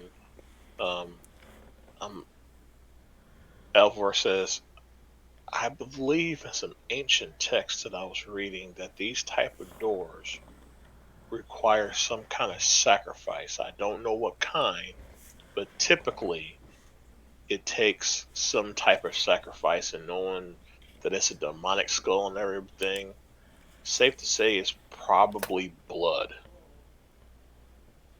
but I'm not sure. Mm. Did you say the door was partly open? The left hand is protruding out probably about half an inch. It looks like it might be slightly open. All right, I'll grab the handle and making sure that I stay away from eyes. I'm gonna pull the door open. Does it pull open or does it push open? Pulls open.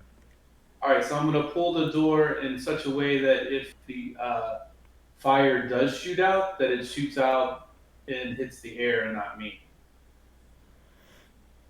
All right, so you guys see Pantheron stride up to the left-hand side, grabs hold of the pull ring, and goes to start heaving on this door. Give me an athletics check. What are you guys doing when you see this? I was going to stick his javelin in the other hole, but as he's walking over, I was just like, I just kind of like sit the bottom of it and watch, Yeah, staying stay away out of from the staying away from the eyes for sure. way. Right. All right. And Clobber, what are you doing? Yeah, I'm just definitely just staying back and watching, getting ready to jump out of the way if anything shoots out. All right. So Pantheron, he heaves on that door, and it grinds open. There's a blast of cold, damp, stale air that rushes out towards you guys. And it opens up. There's nothing emanating from that skull above on the roof cap. So it looks like something must have gotten disabled. So the left-hand side of the double doors is open. Ah, I do one of those motions as like the palm underneath to say, "You may enter."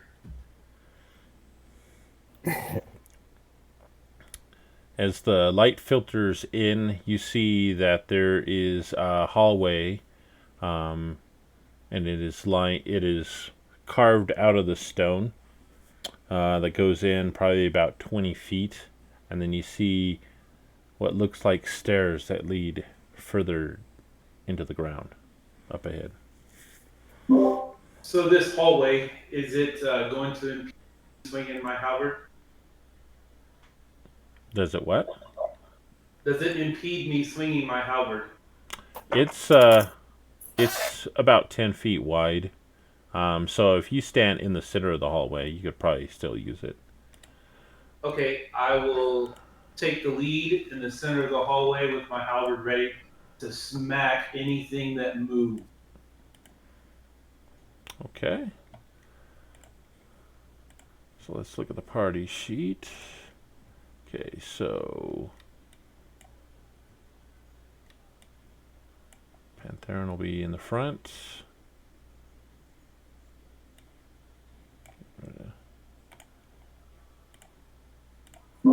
And I start chanting, "Here, kitty, kitty, kitty." Okay, so Pantheron is in the lead. Who's following behind? It's about 10 feet wide. I'll go behind. Okay. Are you directly behind him, or are you going to be standing side by side with someone? I mean, he'll be first. I will be not directly in line. I'm just, kind of off to one side. Okay. So, are you guys going in kind of single file but staggered then? yeah. And as I'm walking in, I'm scraping the bottom of my my staff to kind of break all the splinters off and round it off as much as I can.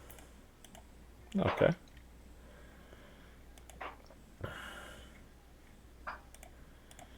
All right. And we do have a light source. Ronan, you still have your torch going. At least I assume so. Is that correct? Yeah, yep. And I'll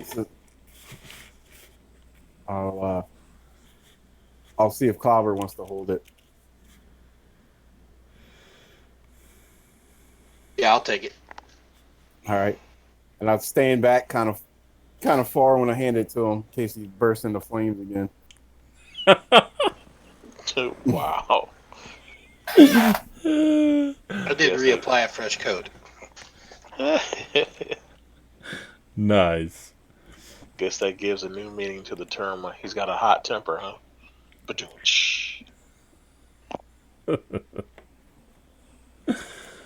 None of my breath.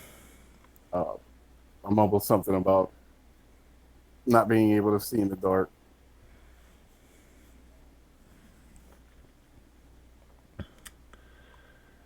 All right. Okay, so Pantherin, he's going first, followed by Clobber.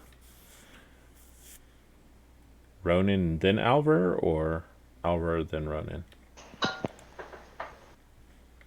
oh yeah, that's fine. I can bring up the rear if nobody else wants to do it. Yeah, Okay. I was wondering where you'd be at to take it. Okay, yep, I'm bringing up the rear then. All right. So you take a few steps in, noticing that there are some still somewhat fresh blood droppings that slowly drip. It looks like they're getting smaller and smaller as you proceed into this hallway. You go about 20 feet, and then you see the stairs that look like they wind down, and they're at a pretty steep angle.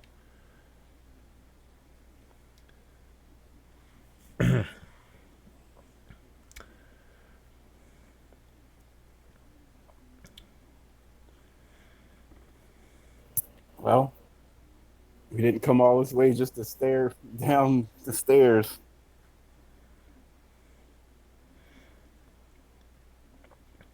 Oh, I was already moving forward. I clear it. All right. With that, you guys start descending steeply down the stairs into the darkness below. And let's see here. Let's do. Oh, no, no, no. Dexterity, DC 10. All right. A lot of dice. Yeah. So you guys head down. It's pretty damp in here. There's some really slippery moss that's growing on the steps, along with its steep descent.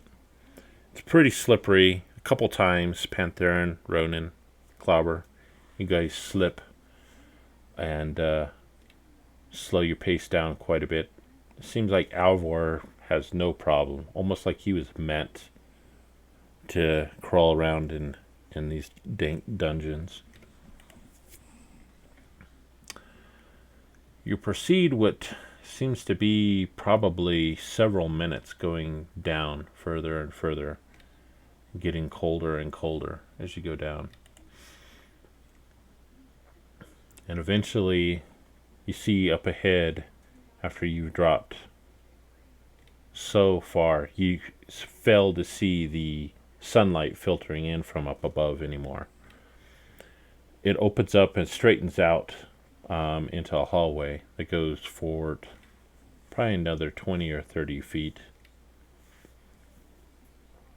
And then you see some more stairs that go down, probably about 20 feet straight down. And with that, Ronan, your elven ears you pick up faint sounds coming from somewhere down further the stairs. Give it a little bit of time as you hear. Do you want to hold everyone up?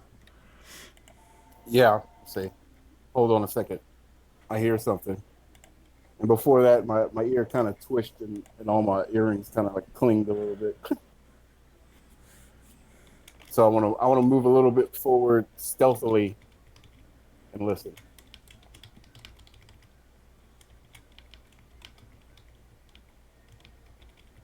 Alrighty. I stand in the middle of the hallway, halberd ready.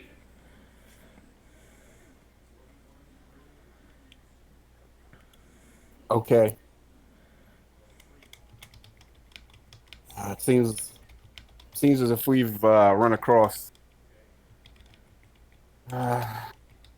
another party.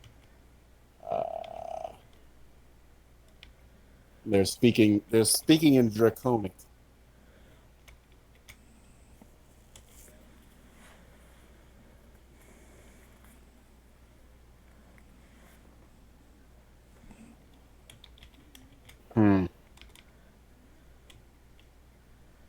All right. Can I kind of sneak up a little bit and can I see it all down there? All right. You want to sneak up? Give me a stealth check, please. All right.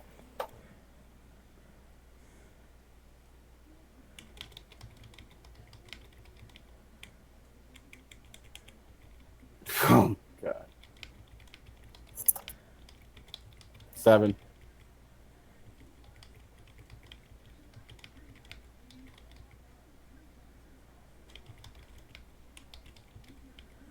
Okay, just a second. Let me type one more thing out for you.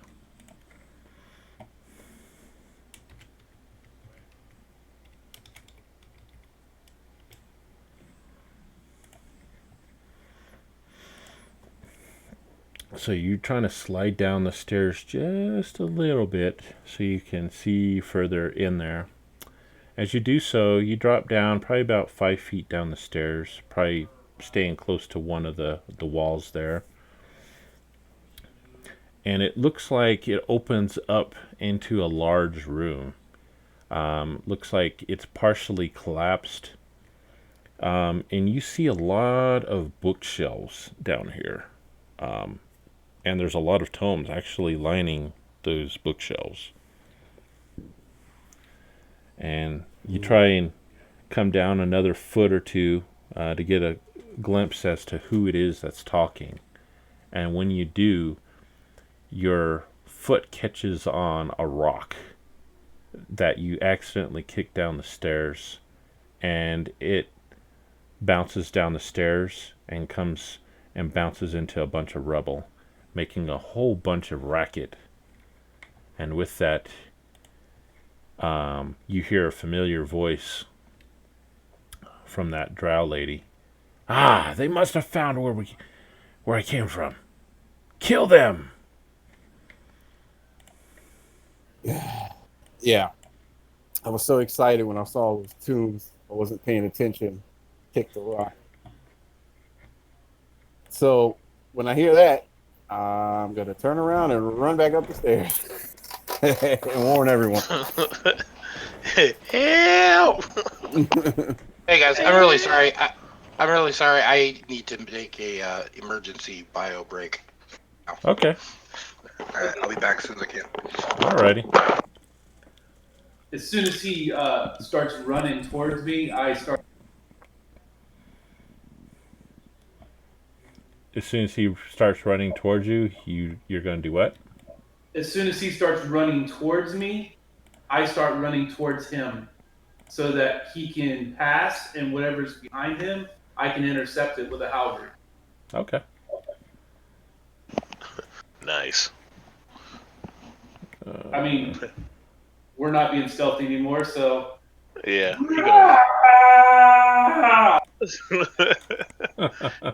He gonna learn today. He gonna learn today. Leroy Jenkins. Hey, go take your bio break. man.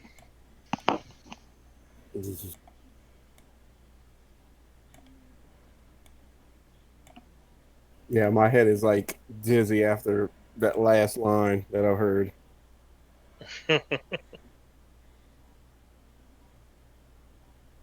Well, I can't understand Draconic, so I don't know what was said.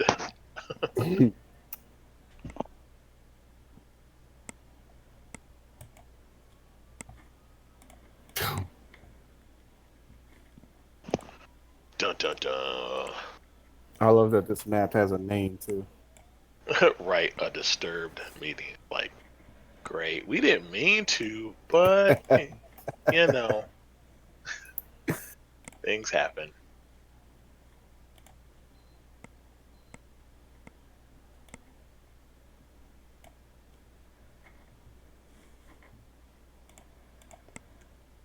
Yep, yep, yep.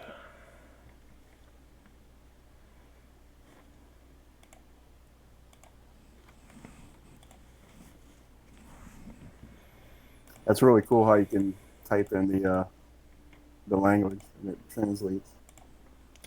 Yep, definitely. That way, it's just another way of giving you information, so that way you can determine what you want to pass on and what you might not, or say something else happened. Right.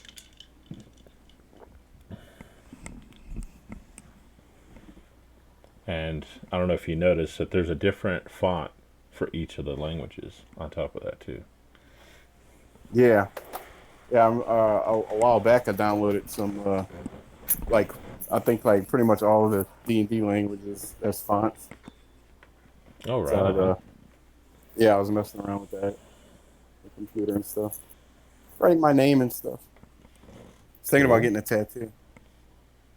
Oh, nice. A tattoo of a different thing, you know, like a one of the languages. But I was like, which one do I pick? Gotcha. And I don't want to put something crazy like like abyssal or draconic in case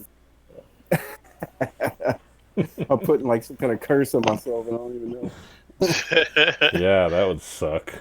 Oh, he's bringing back the satanic panic, killing him. Ah, cleanse it with fire.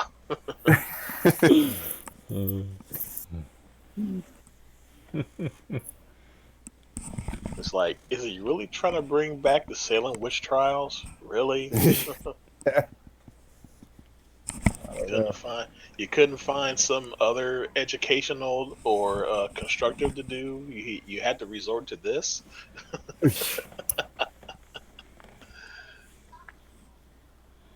Well, I doubt that would be an issue because I don't know if you've seen most of like the rappers' new album covers, but they all have like inverted crosses and all kind of stuff. It's like death metal. Man, right? Right?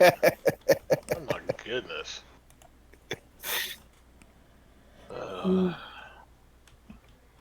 And like kids look at that and they're like, "Oh, they're so cool." And it's like, "Wow, these kids are our future.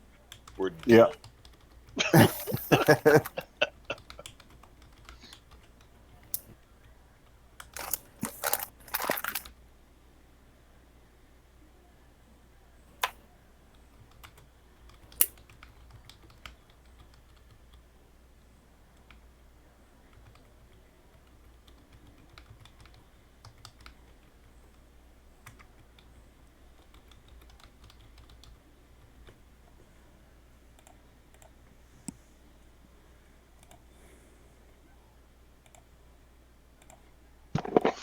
Okay, I'm back. Sorry. Welcome back, sir. Yeah, All welcome to right, the so party. initiative.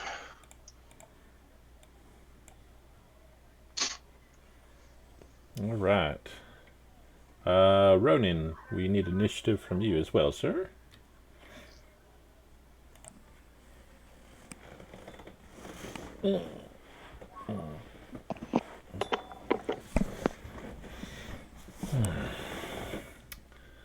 Okay. Oh, wow, look at that. I was talking with my mic off. Sorry. Well, tell us. Tell us what you were saying.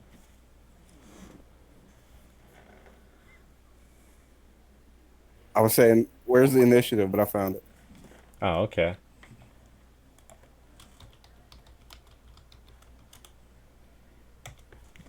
All right, Ronan, you're up first, sir.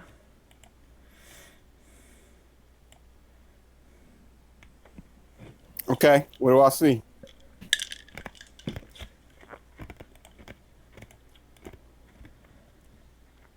So you peer down the stairs, and you see, as and Pantheron, he strides up in front of you there, but you guys slowly come down.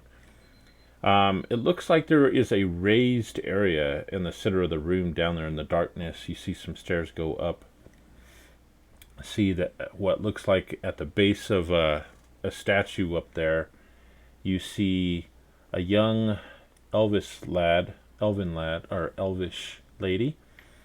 She is chained to that, looks like a demonic statue. And in front of her, there's a couple kobolds that are drawing some slings and advancing towards you. You see also to your right and left, down off to the side about 20 feet from the stairs, back behind you guys, there are a couple of doors that are ajar. And obviously this room is larger than what the torch can reveal from where you're at. All right. After I see this poor elven woman chained to this statue, I'm gonna run out a little bit, and I am going to cast magic missile. Okay, and let me reveal. Actually, Clobber's got this torch. That's right. Okay, so you're going to cast magic missile. Mm-hmm. Yeah.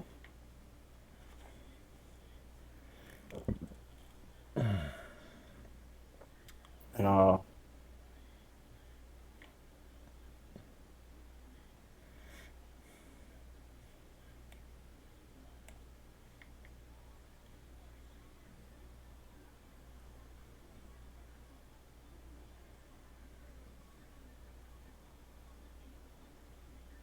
right. So I run up and I have my three little bolts on the tips, tattooed on the tips of my fingers, and they glow green, and they all shoot out, and they all hit them right in the head. All right. It cries out in pain as it slumps to the ground in a heap. Ah!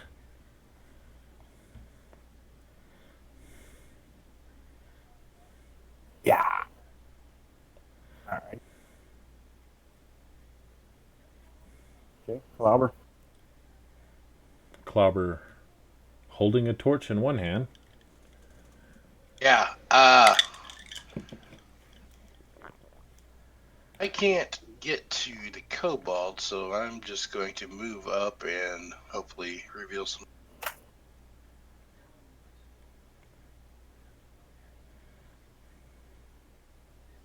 Actually, yeah. I'll just move up to the top of the steps. Okay. 10, 15, 20, 25.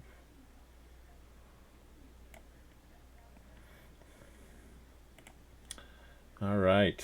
As you get closer, it reveals more of that center platform. You see another kobold that was in the darkness is now revealed for the rest of the party.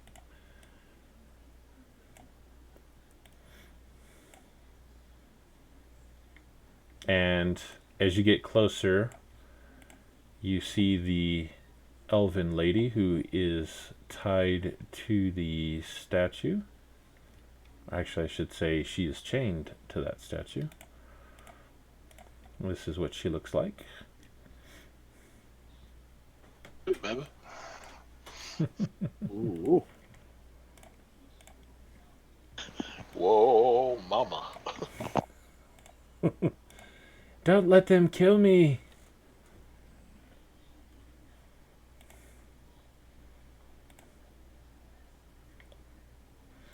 Anything else you'd like to do, Mr. Clobber? That is all this time. Alrighty. Alright.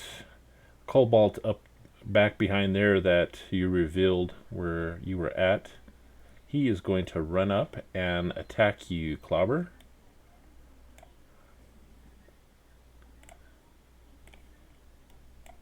As he strikes out with his dagger, trying to injure your arm that you're holding the torch with. And he misses.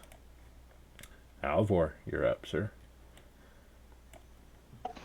Okay, well, I am totally freaking out of these two open doors, so I will ready an action. If anybody comes out of those two doors, I fire and I get my short bow out and ready. So that will be it for me, sir. Okay. All right. The prisoner there, she says, "Help! Don't let them kill me! Be careful! There's a drow witch around here. She's over there in the darkness, over by the rubble. And she's got some demonic friend with her." Right. And the other kobold next to her is going to he's going to turn, bar his teeth at her, and he's going to take his dagger and actually slice at her face.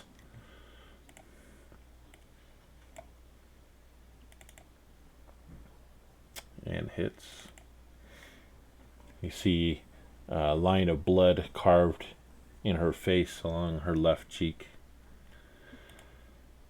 Okay, let's see.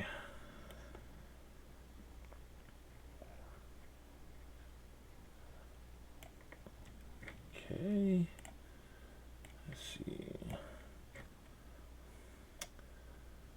All right, and then all of a sudden, appearing out of nowhere, right behind Ronan, appears this small demonic entity.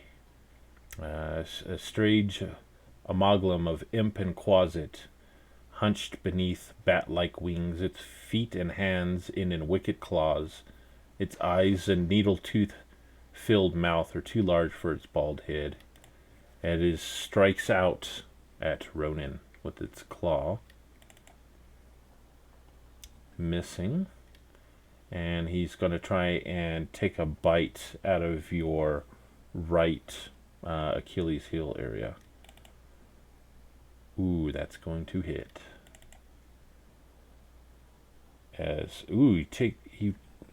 He takes his mouth and just bites into your right ankle there. Just tear. You just hear the flesh teared from you, and you feel a burning sensation coming from that. Clearly, a nasty, wicked wound.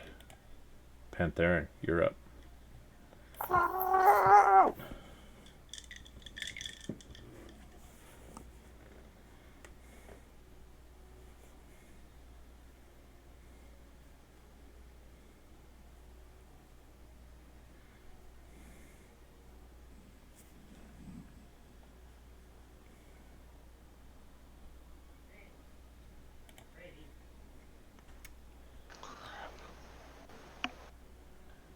Alright.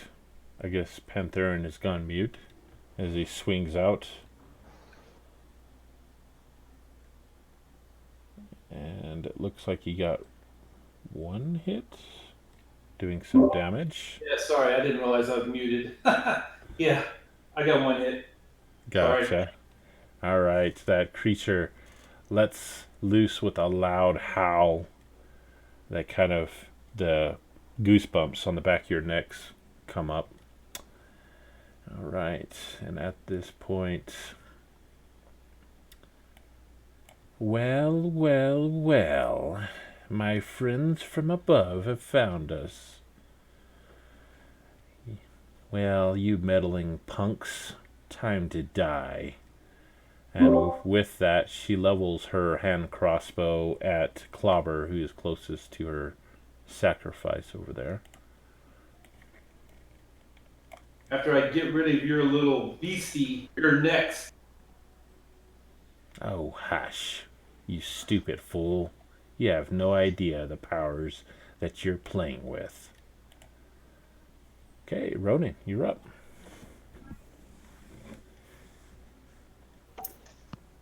Okay.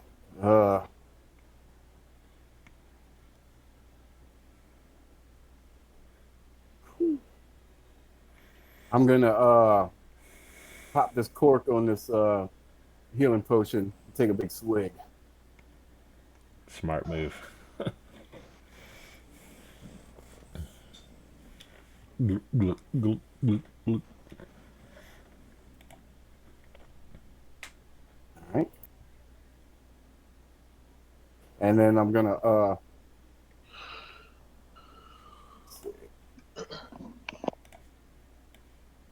swing around and I'm gonna use my tattooed middle finger to shoot my firebolt at this thing that just bit me. Okay.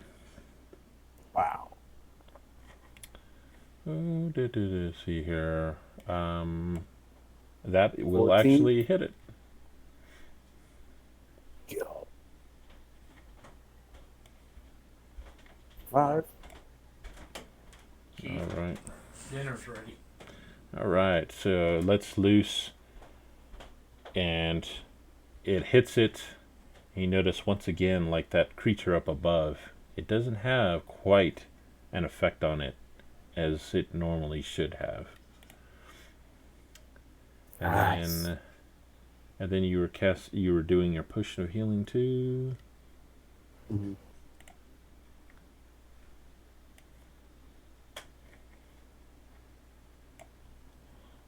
There you go.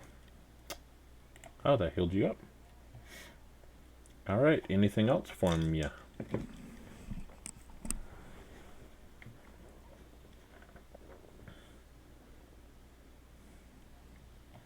All right, Clobber, you're up.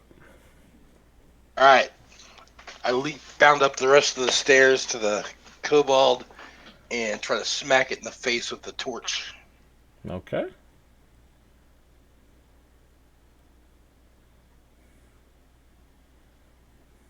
So since I don't have that in my Just make a regular attack using your Morning Star.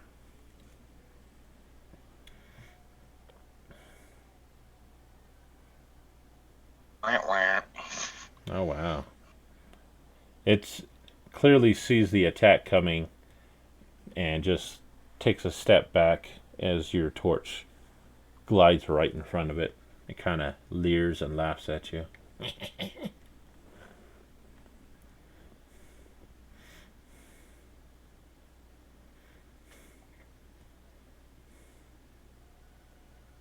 Anything else, Clobber? Oh, that's good. All right, and with that, he takes his dagger and tries to drive it into your chest. Oh, damn. Oh boy. Dealing 10 points of damage as it shoots that dagger all the way clear to the hilt in your chest. And it's sitting there dancing for joy. Yeah, I got him. I got him. All right, Alvor, your turn.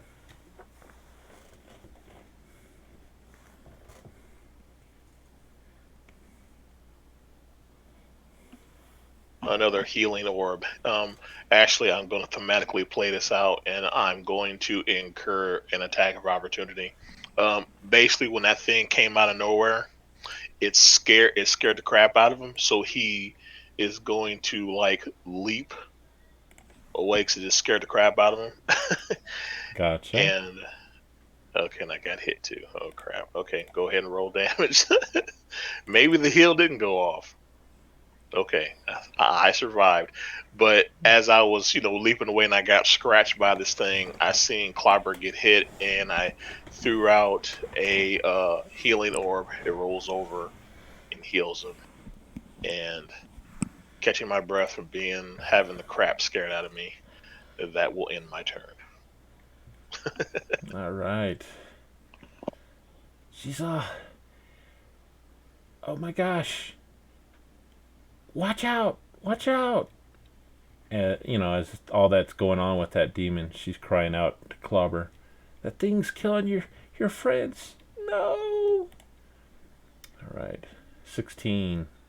He looks right in her face, and he just laughs maniacally as he calmly walks up towards Clobber, and is going to try and attack Clobber with his dagger as well.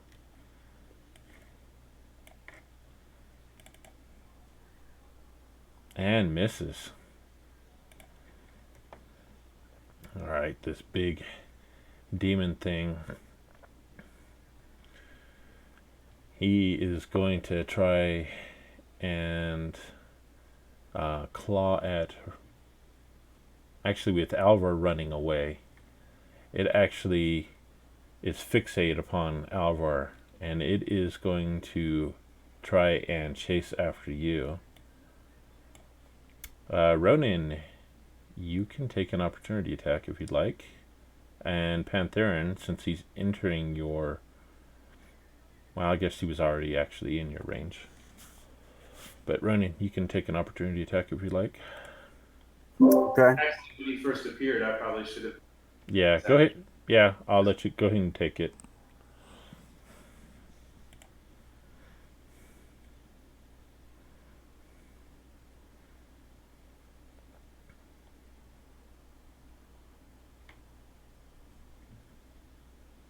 Alright, so Pantherin whacks it. Ronan, did you want to take an attack of opportunity on it? Yep. Come on, Okay. Ronan.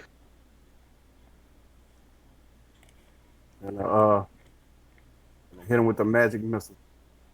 Actually, opportunity attacks can only be a melee attack. Oh, okay. Yeah, Right. sorry. Where's my? So yeah, attack him with your broken staff or something. Yeah. So with my opportunity attack while he's, I'm going to attempt to taunt the creature into focusing on me and not Algor. Okay, give me an intimidation check while Ronan makes his attack. Okay. Nice.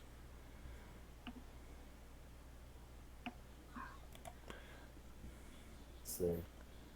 I don't have a. Oh, you don't have a one for your staff? No, it says 2 short swords. This one Yeah. would be- Interesting. Okay. Okay, give me a second and I'll fix that.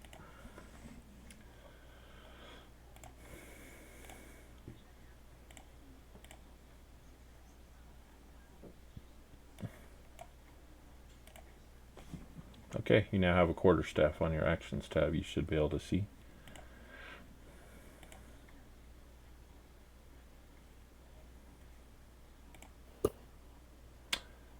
And that's a miss. All right. But Since it's half as short, I missed him by that last inch. gotcha. If you would have had the full staff, it would have hit. Yep. So it goes chasing after Alvar as Alvar was scared and rushed back. Obviously, it excited the creature seeing that much fear coming from someone. So it starts coming after that until Pantherin whacks the hell out of it and probably shouts or rages at it. And then it does turn its attention upon Pantherin as it lets loose with a claw and a bite on Pantherin. Ooh, it's going to claw deep into your left thigh. Followed up by a bite as it tries to bite into that area that's now exposed.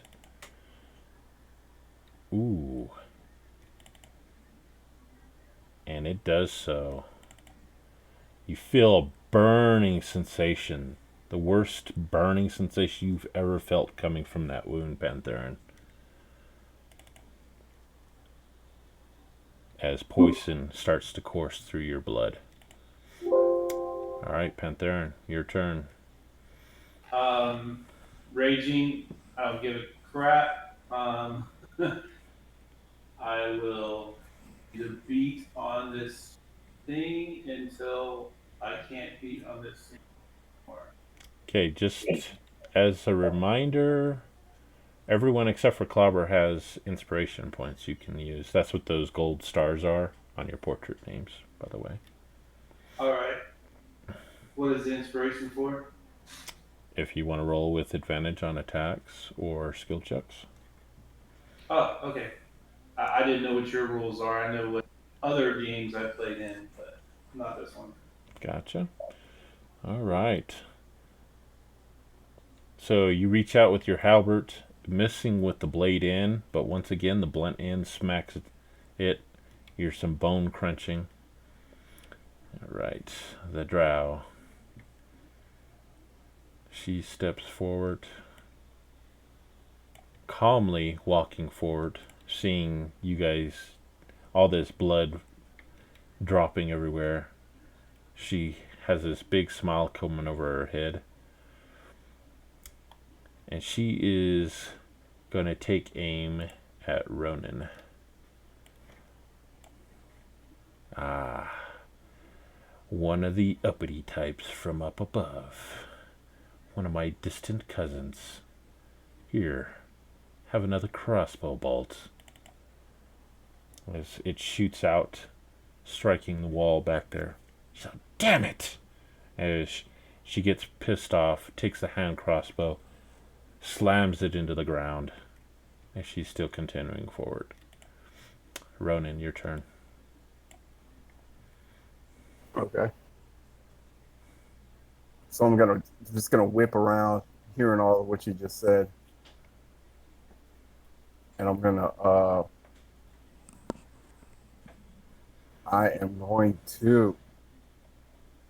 fire grease Grease, okay. on the ground.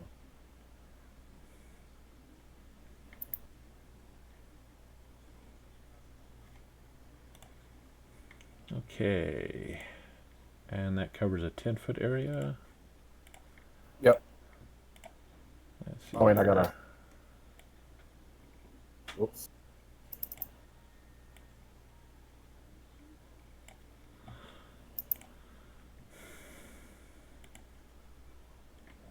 Okay. Let's see here.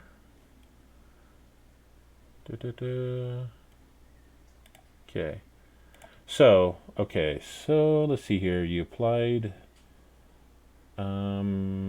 Okay, actually. Looks like you had the demon targeted. Did you mean to? Yeah. Okay. No. How do you untarget? Okay. So if you control click again, I believe it untargets them. I can also clear it. Okay, I did it. Okay. All right. Did you want to try that saving throw again upon her? Just go ahead and target her. Okay. There you go. Okay, now go ahead and double click that little D20 next to your Dex DC 13 save button to make that saving throw. Okay, so she succeeds. So she doesn't drop to the ground, but that green square is where all the grease is at. She's right there in it. What the hell are you doing? You have no idea, do you? I'm lubing it up for my buddy.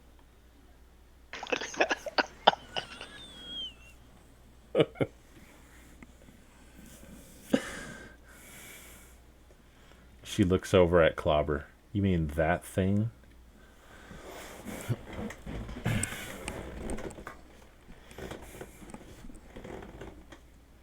All right. So after that little bastard stabbed me good last round, I take my torch and just try to stab him right in the face. Okay. Oh, come on. Would you? Oh, you don't have inspiration. All right, so it ducks back, cackling gleefully as you missed. Oh, God, bastard.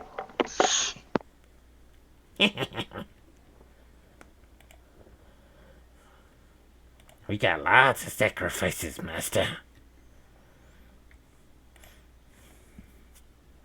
Anything else from Clobber? Nope. Okay, let's go ahead and end your turn.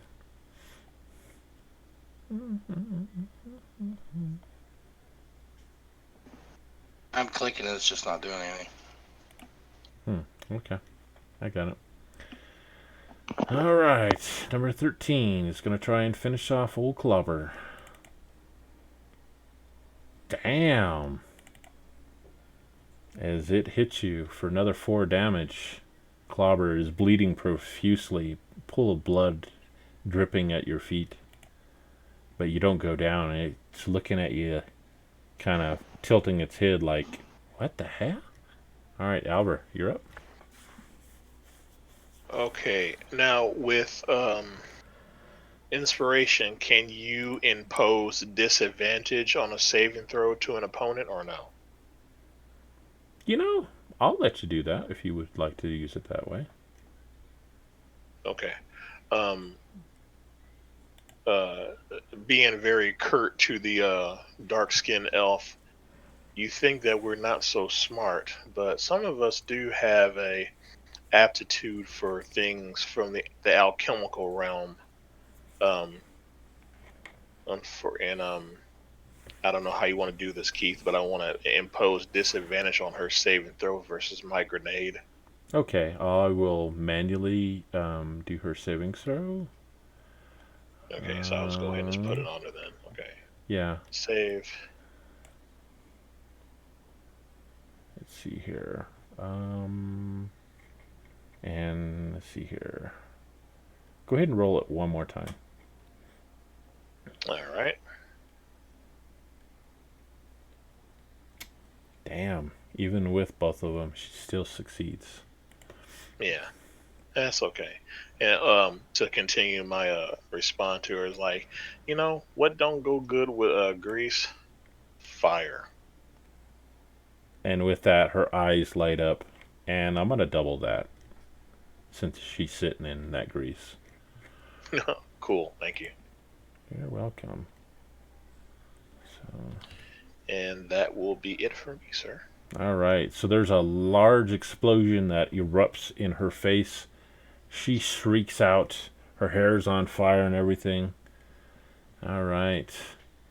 And Lisa over there, who is still chained up. Let's see here. Is there anything she can do?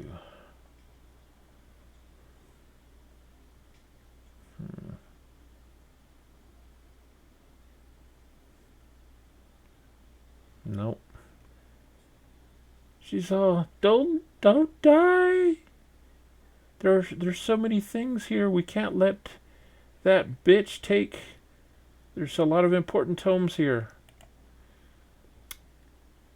And with that, the other kobold,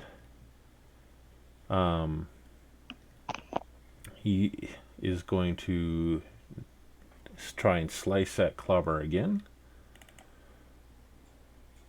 Damn. Clobber is hit, and you see Clobber drops to the ground, slides down the stairs.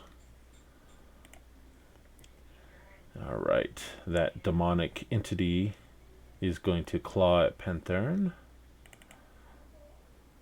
He missed. slides very easily down the stairs. Yeah, with all that lube.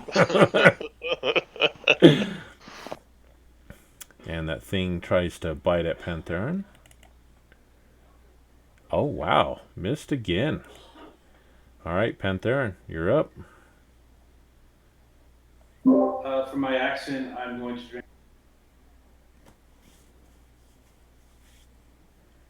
And for my bonus action, I'm going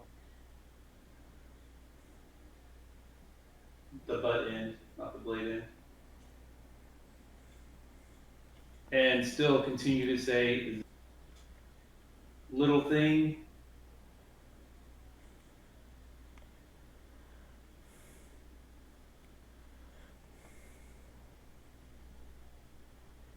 All right. And with that, the drow, she is screaming in agony. And with that, she turns and runs off into the darkness. You hear her wailing and screaming in pain.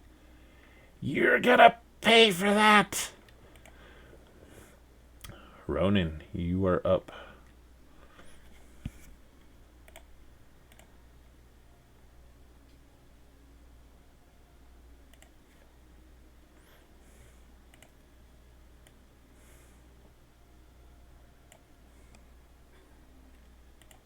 Ronan? But yeah, Okay. Are you wanting to move up there? yeah. Okay.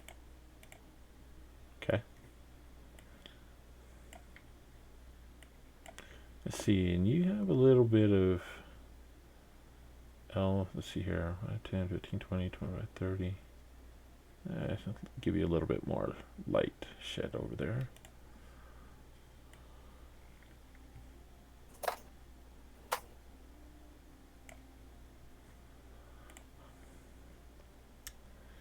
Okay. You hear a bunch of rubble and stuff. She's clearly just inside the darkness where you can't really get a good read on her. But you can Okay. you can see some rocks coming down. Looks like she's trying to climb up over that rubble pile or something. Oh man, such a bad spot here. I can't really help Palaver because I don't have anything to heal him with. So I guess I'll just keep chasing this woman.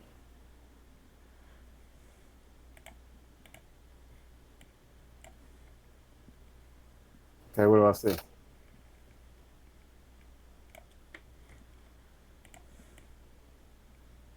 There she is. Okay. I am gonna. I'm gonna shoot another firebolt at her and see if I can reignite that fire. All right. Come on, baby, light my fire. Here we go.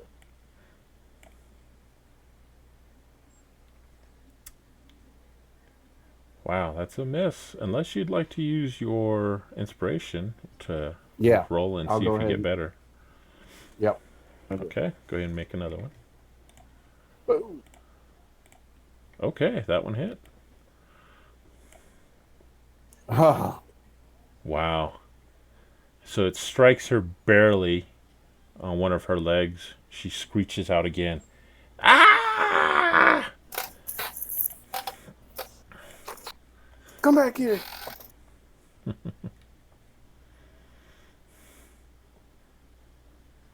All right. Anything else? That's it. Okay. Turn it over to poor Clobber. All right. So time for a death savings throw, which is on the main tab of your character sheet at the very bottom. And the Clobber slides closer to death. All right, number 13. Seeing that Clobber is no threat, he's going to drop his dagger, pulling out a sling, and he is going to launch a sling bullet over at Ronan.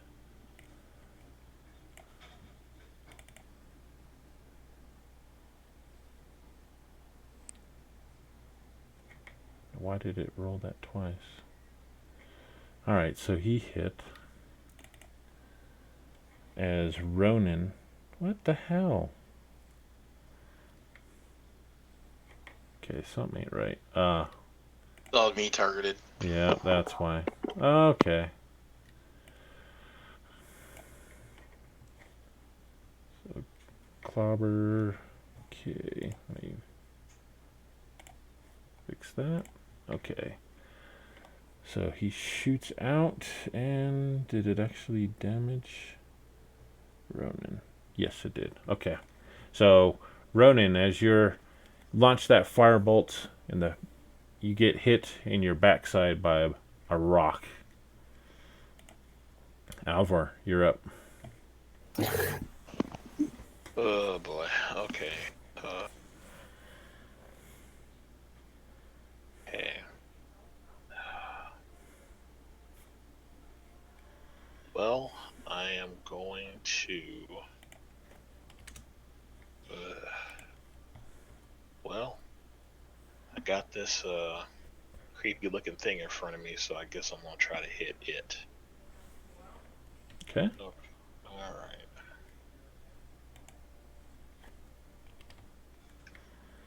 And damage incoming. Good hit. All right. That will be it for me, sir. All right. You strike it.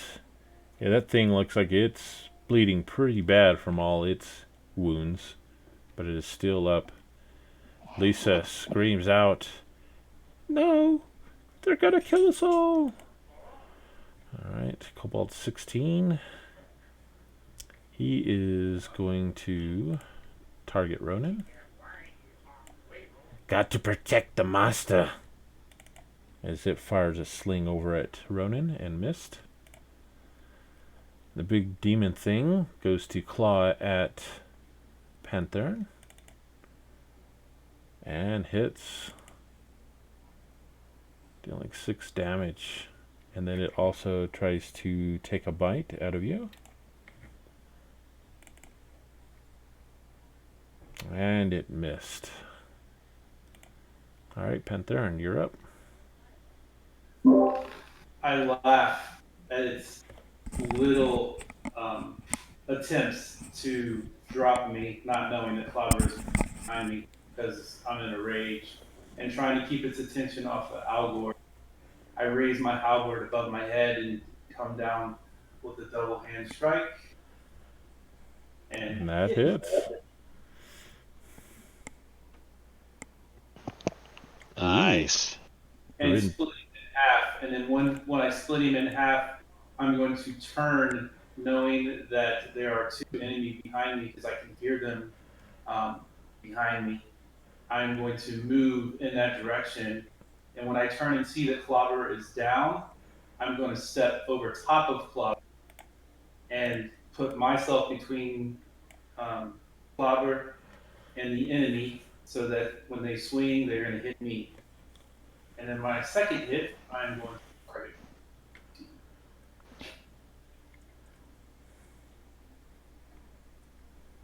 Oh, nice. Very nice. And I'm going to taunt them.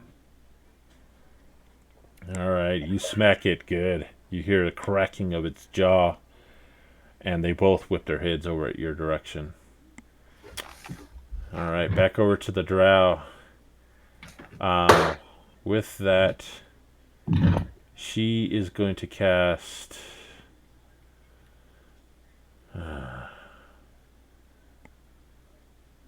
actually, no, she's not. She is going to pull a short sword, rush over, and try and stick it upon into Ronan. And that hits. Oh, damn. With that, she sticks you in your lower abdomen, and you slide down unconscious. She laughs maniacally. Alright, Ronan, make a death savings throw. Main tab, the bottom of your character sheet.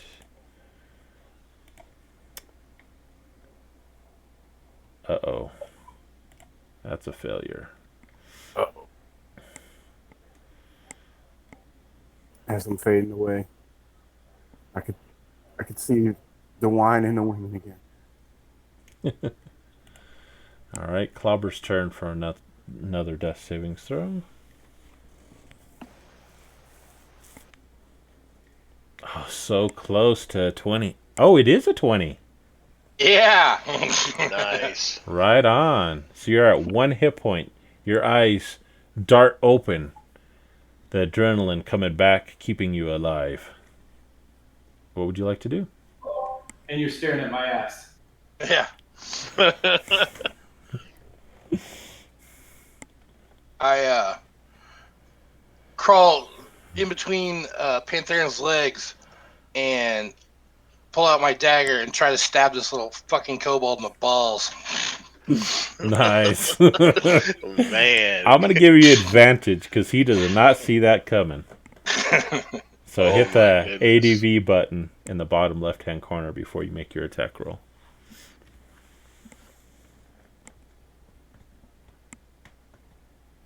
Oh, come on.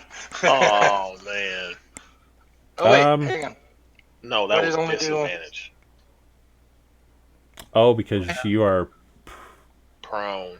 Oh, because it says you're unconscious. Go ahead and make an... Or here, let me clear that.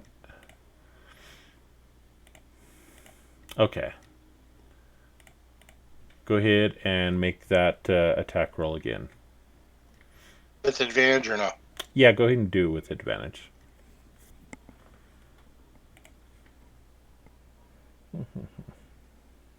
There we go.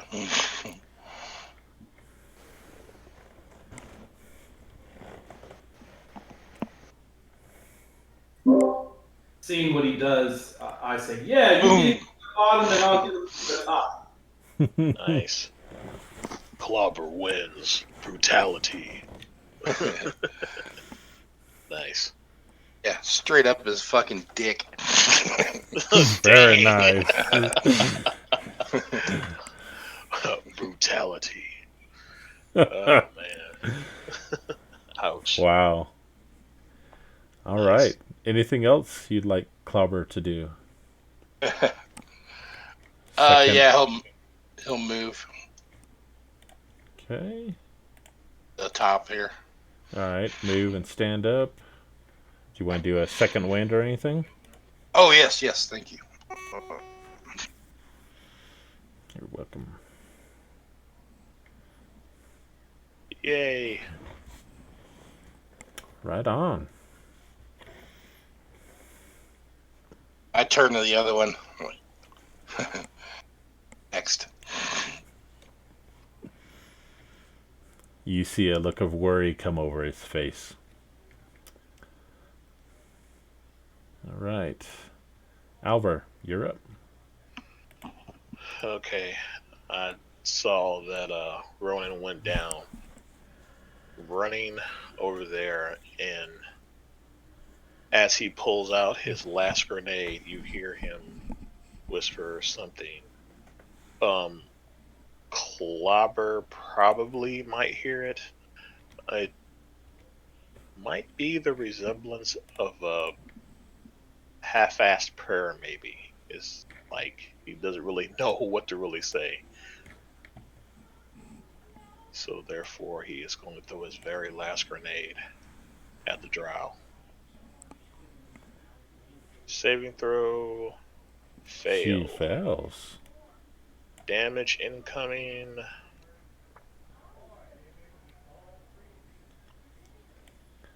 Boom! Rock and debris go flying everywhere. She lets out another scream. Drops down to one knee. Still there, holding steady though. All right. She looks And- over at you and says, "You're next." All right. So that is it for me, sir. All right. Lisa says, "Kill that bitch." Dang. Cobalt 16. Let's see here. He is going to try and book it. He jumps down, leaving your range of threat, so you get an attack of opportunity. Clobber. Actually, he's going to leave Pantherin's threat range too. He's going to try and run past you guys, jumping down there and trying to run away. So you guys get attacks of opportunity if you'd like. I missed. Okay.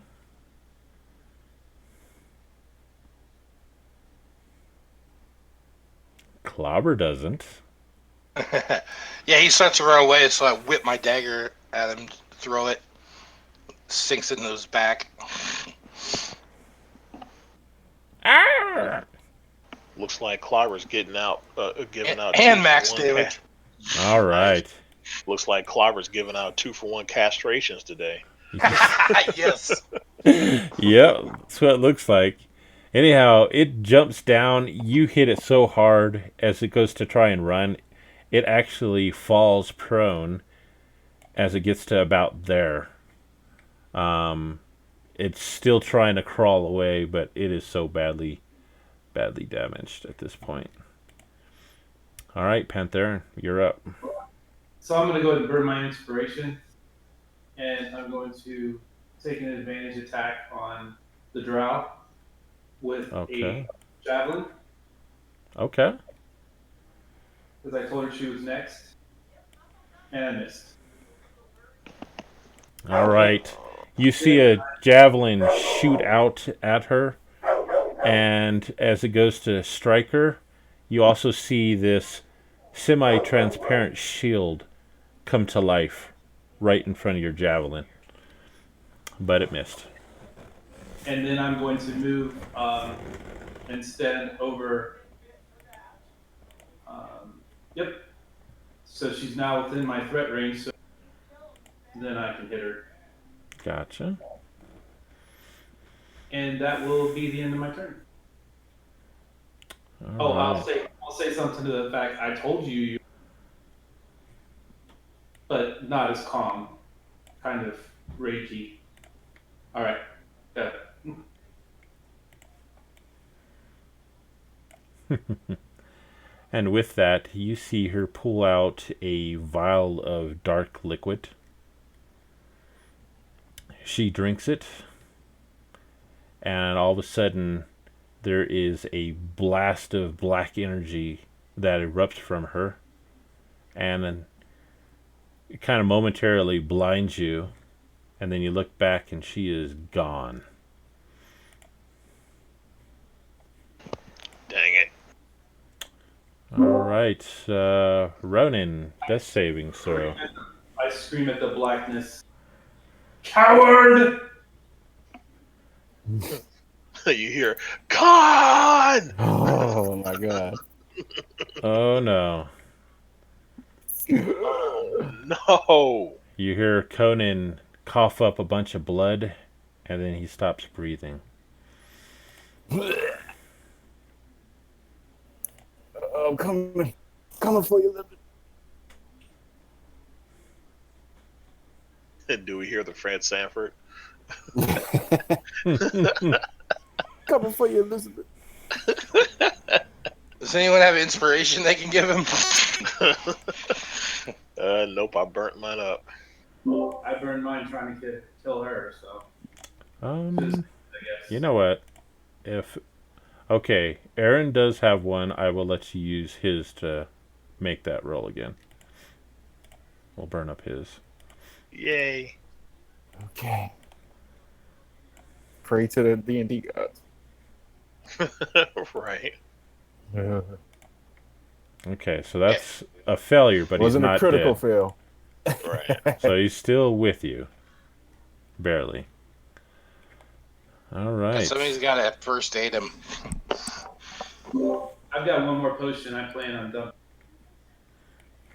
It's my last one. All right. My turn now? Yes. Yes, Clobber's turn. Yep. All right. Is the kobold prone or is he just running? He is prone. Let me put that effect on him, so that way you'll get advantage. Okay. Alright, so yeah. I run down, pull out my table leg. Say, this is going to hurt you a lot more than it's going to hurt me. Nice. Yeah. Boom. Instant death. Flat him right in the face. As it screams out in pain as you clobber it, smashing its face in. So Ronan can go ahead and drink that potion. And All right. Oh, you must wait your turn, Padawan. Okay. Of course, Alvor not knowing that that's going to happen, he rushes over to Ronan, and with his last healing orb, as Alvor runs up next to Pantheron, he sees the look of like absolute panic and worry as he pulls out his last healing orb and slams it on the chest of Ronan. oh, cool. Okay, so apply the heal. And let's see. I thought you were out of heals. No, this is actually my very last one. Oh, cool! Got a full roll. Yeah. So I slam the orb on his chest, not knowing if that will actually help bring him back or not. But that's what I do. And now I'm officially out of all my grenades and orbs. Gotcha. All right. So you slam it onto his chest. All of a sudden, I guess that sharp pounding along with that, all of a sudden, Ronan starts to breathe again. His eyes shoot open. About that time, Pantheron, as you see all this out of the corner of your eyes, you look over at the rubble. At about that location, you see a partially buried door back there, and you see this fine mist kind of developing on the top of the door, and looks like it goes through the door crack and dissipates.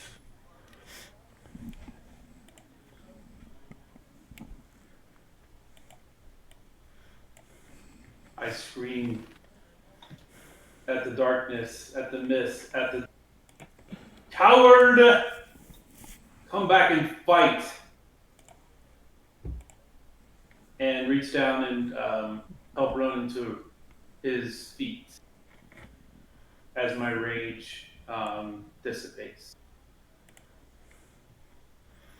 I'm assuming there's Stand- nothing else to fight, right? Yep. Okay. So I stand up and just kind of look around, figuring out where I am again. Curse you, Father! Curse you, Father! Then I'm gonna run over to this chained up elf.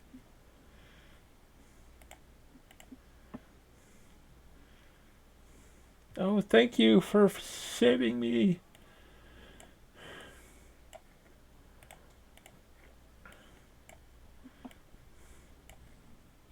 How did you get yourself into this position? I was sent here long ago in the hopes of finding more text and whatnot for my master.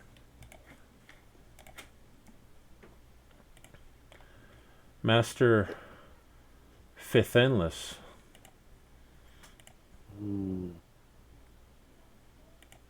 We too are here.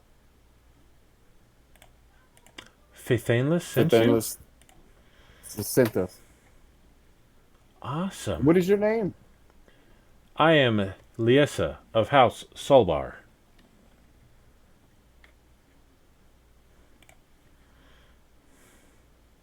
Is she the one we were looking for?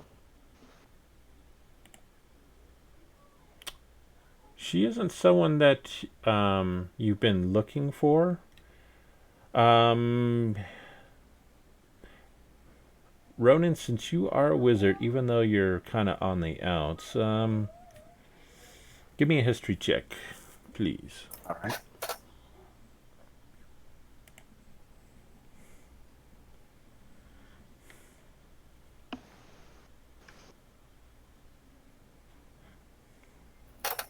Okay. 17. Okay.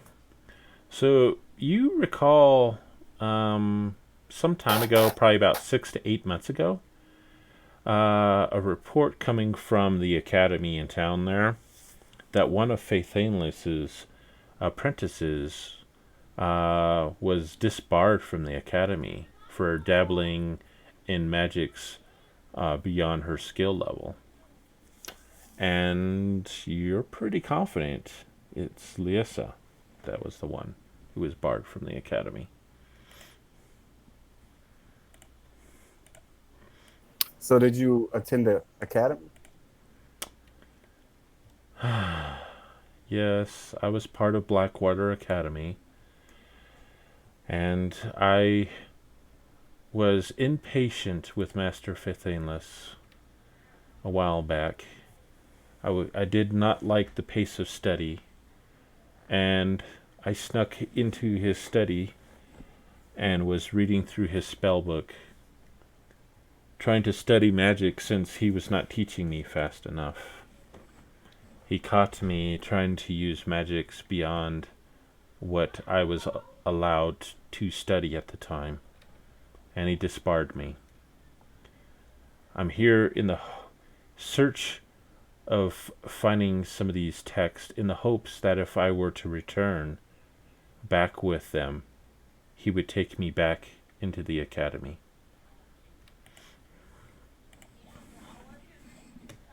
That is why I'm here. And of course, these kobolds, I guess when the door was still open, they followed me in here and trapped me, chained me here, saying they were going to sacrifice me. Going on and on about how there must be some text in here about some lich named Krar Gudak.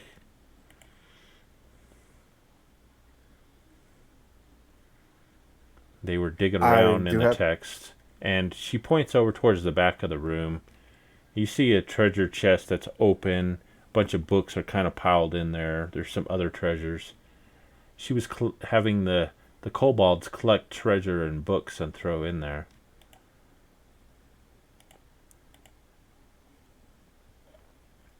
I do have to admit, with analysts, he takes things a little slow. You seem like you're a really intelligent wizard. What made you think you could just walk in here on your own and survive? I had to take the risk. I've been so devastated and depressed that I was barred from the academy. That's everything of who I am. I had to take that chance. Well, young lady, let's get you back to you. I would greatly appreciate an escort back to town.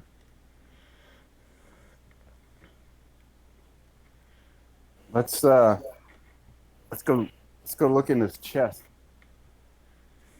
and see what we can bring back. Maybe we'll get a bonus for bringing this young lady back. You guys go ahead and check out the chest. I'm going to work on these chains. And Keith, I'm going to work on the chains. Okay.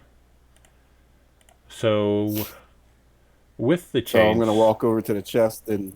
Okay, you walk over to the chest? the first thing I'm going to grab is the tomes and see what they have in there.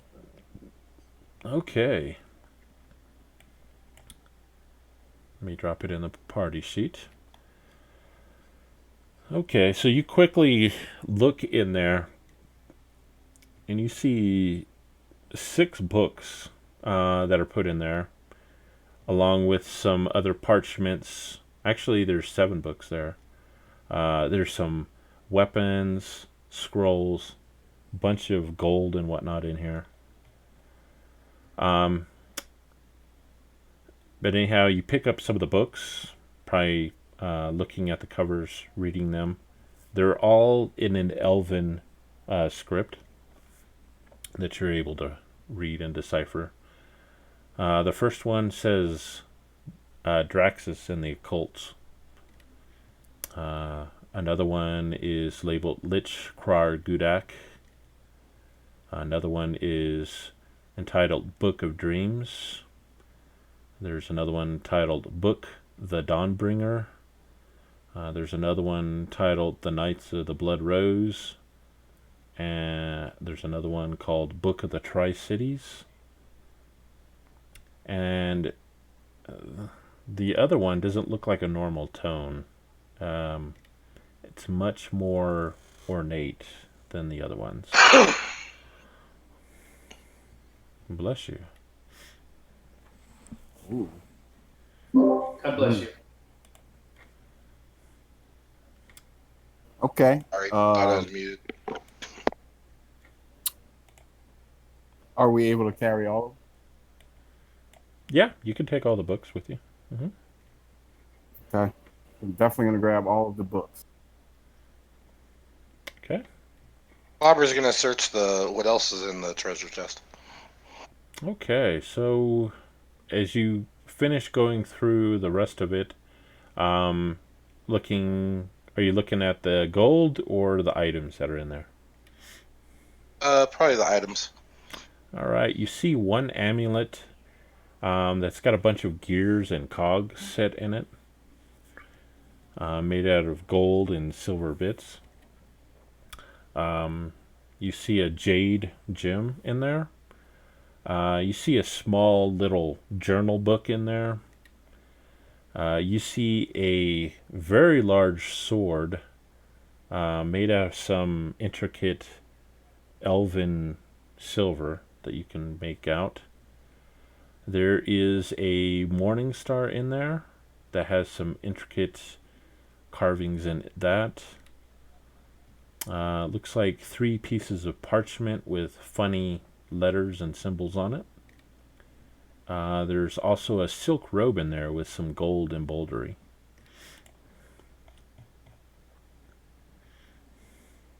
I would pick up the Morning Star and probably not care much about the rest of it. And Okay. just kind of feel its heft to see how it feels in my hands. All right, you pick it up. It's got a very good weight distribution on it. It's not as clumsy as your normal table leg with the nails out of it. Definitely looks prettier. It cuts through the air a lot easier.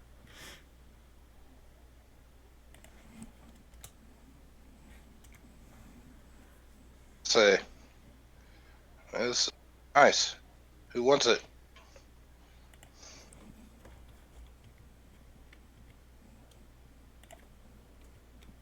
I look over and I see the silk robe, and I just slip on over and grab it, start admiring it. Okay.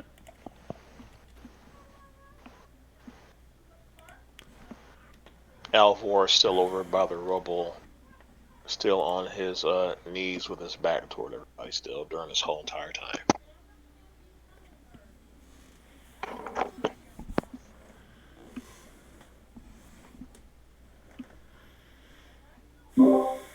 Noticing that Algor is there by himself, after I break off the statue, I'll go and check on him and make sure he's okay. Okay. As you make it over there, I'm just kind of doing a little bit of meta here, Keith, for a moment. Okay. Make a perception check. All right. Just go. I'm pretty perceptive. All right. Maybe not today. Okay. as you make it over there, you see Alvor hastily put away his journal, but you did see the very last line that he wrote before he had a chance to put it away, and it reads, "Almost lost Ronan today. I will try my best so that does not happen. For the first time, I think I might have a friend." End quotes. I'll pretend that I didn't read it, and I'll put my hand on your shoulder and ask you if you're okay. Um, he quickly gathers himself together and he starts rubbing his hand over his face. Is like, I just had a lot of that sulfur from the explosion from that grenade. It kicked up a lot of dust over here, so it just my eyes are Nice. very irritated. But everybody's okay, yeah. Yes. So jokingly, he says, "All right, stand up, woman. We got stuff." All right. And he and you can obviously see that he's trying to sound kind of macho right now, not his normal tone. He's trying to sound like he's okay, but you can clearly hear in his tone that he's not. But he puts on a good face.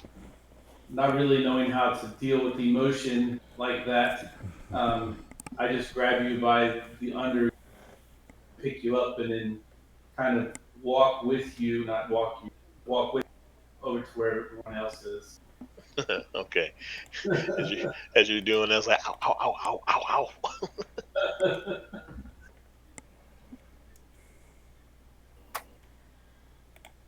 All right. So, So after everybody is good to go, she's loose. Obviously, I'm gonna. You cut out, Jimmy. Oh, sorry. I said after everyone is good to go and she's loose, then I'm gonna go over and check out. Check out. You cut out again. The great sword. Okay. So it's made out of some type of silver alloy. It's got some symbols and what on not on there. You can't quite make out what it is. Looks like fine craftsmanship though. I look around at everyone and go, anyone else want this?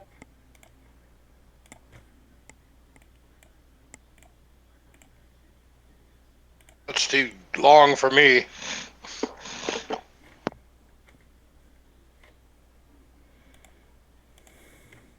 no.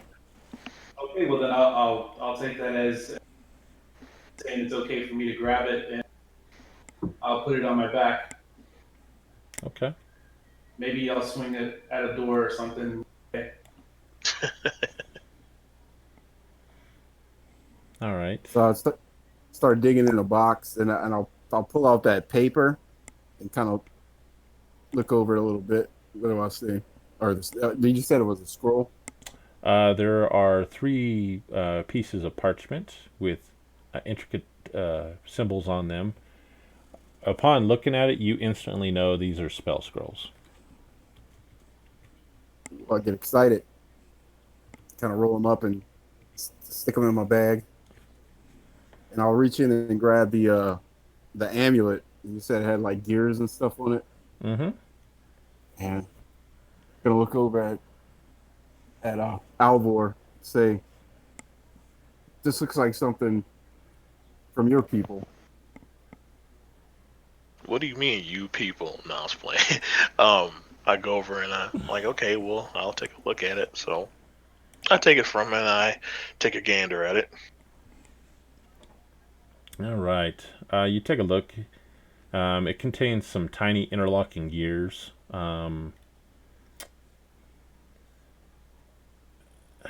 And it almost looks like it might also be some type of a holy symbol Okay. to some Mechanus god. Okay. Can I do a check to see if I can actually find out which god that is by chance? Sure. Make a religious check. Religion. Okay.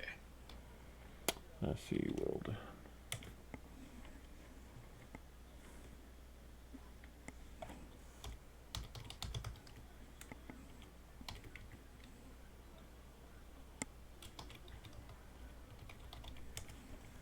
All right. Ah.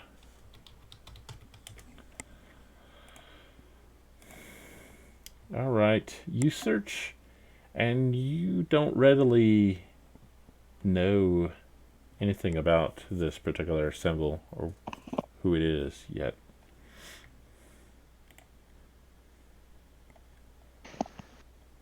You kind of cut out a little bit, Keith. So, you take a look at it. You do not recognize what holy symbol or god this belongs to. All right. Okay, I'll just hold on to it then. Okay. Try to figure it out later. All right. So there is a jade gem still in here. And there's also a little black journal that's in here as well, along with a chest full of coins.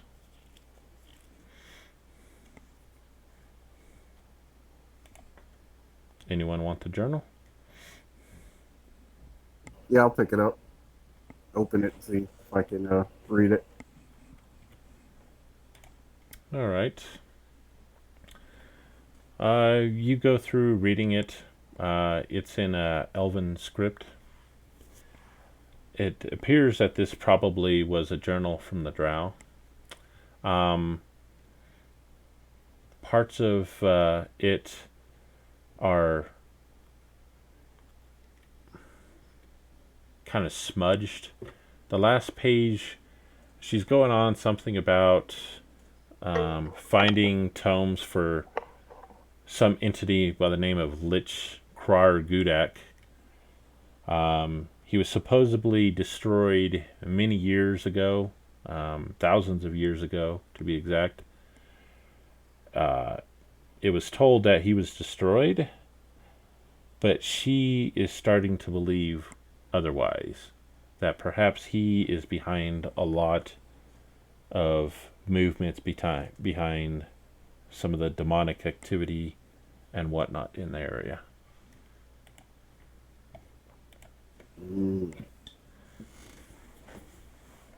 Okay. I think Father would like to know about this one.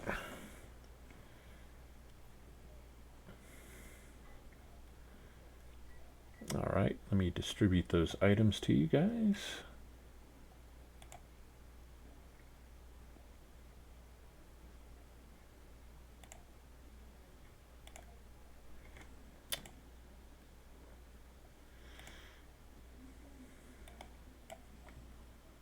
Right. All right.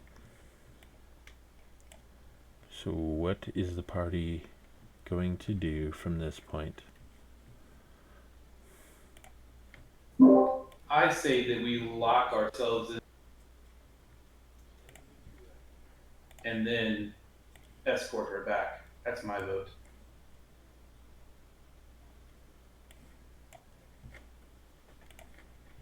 I missed the first part of that. Lock ourselves what? Sorry, I'm not sure why I'm cutting out. Lock ourselves in the room and take a long rest.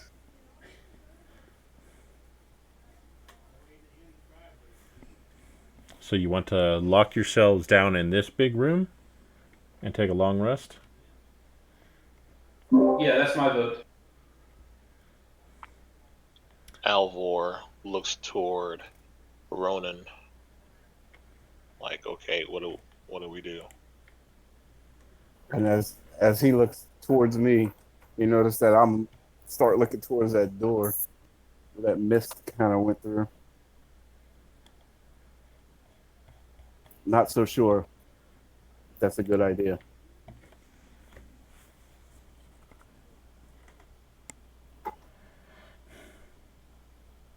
Take what we got and head back to Bogtown.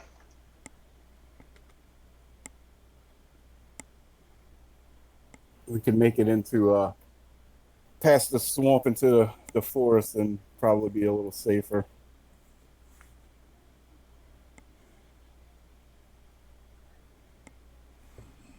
What do you say?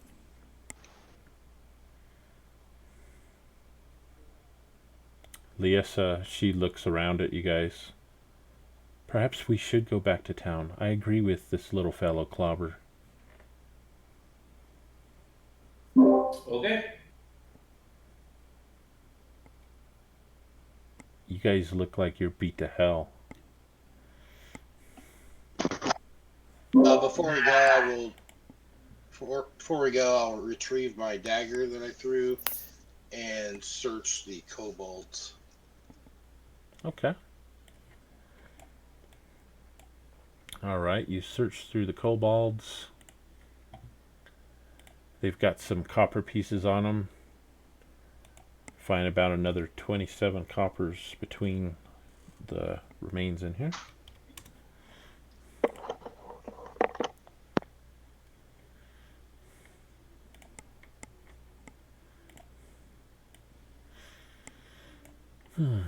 You quickly find your dagger.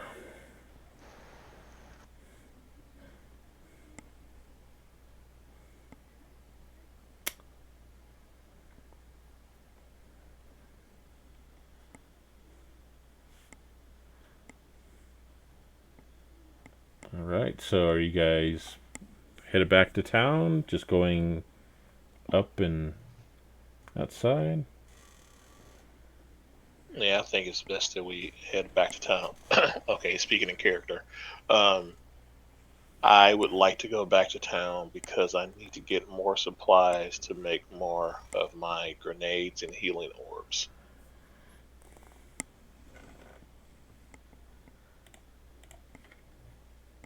Yes, we found some tomes. We should be getting paid. I agree.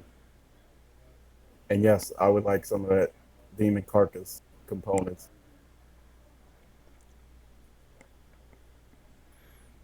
So go digging around in that nasty thing. Alright. So you dig around. You could probably fill up a couple vials of demon ichor. Nice. Some of its teeth might prove useful. It's got some type of poison in them. I also like to check out the statue. All right. Clobber, you check out the base of the statue. It's got some inscription. There you kind of wipe off some of the dust and grime. It's in a language that...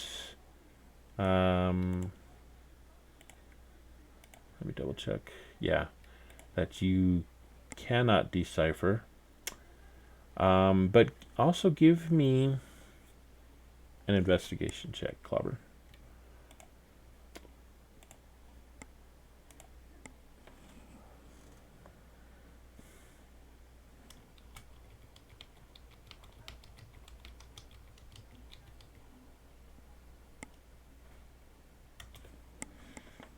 All right. Wow. You take a look at it. You do. The only thing that you're able to discern, though, is that on the back side of the statue, you can notice some deep scratches in the floor.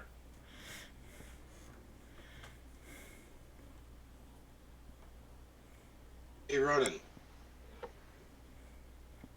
Yep.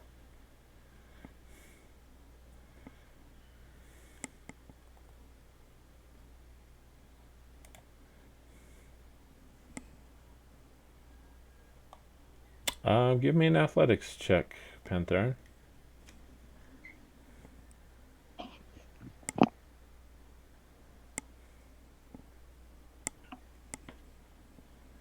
All right. You push on it with all your might, trying to push it or move it, and it does not budge.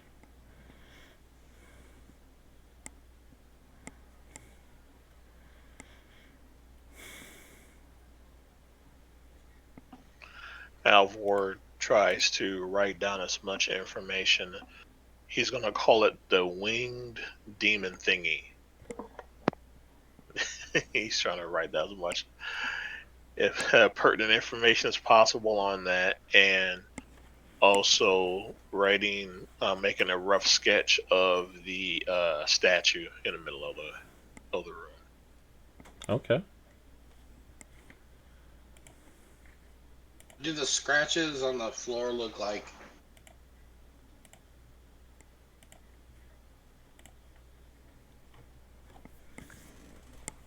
Look like.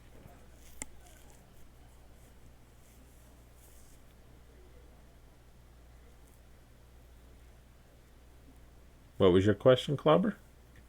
I said, do the scratches on the floor look like they were caused from the statue moving or sliding on the floor? You get down there, and after further examination, looking at the grooves and the base of the statue, you're able to discern that it does look like it possibly does move. Something more to the statue. Perhaps it.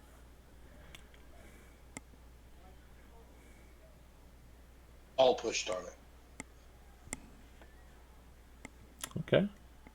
Are you all are going to push on it? Pantherian, give me another athletics check at advantage, please.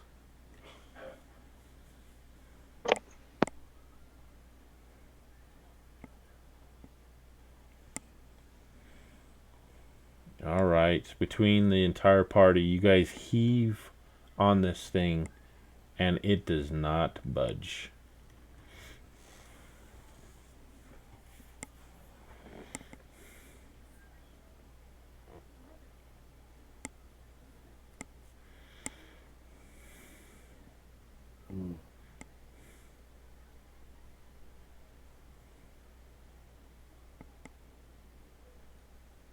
What is the statue of? Like, is it a famous person? It's of some demonic creature with wings. Looks like it has a blindfold over its eyes. Its left arm has been.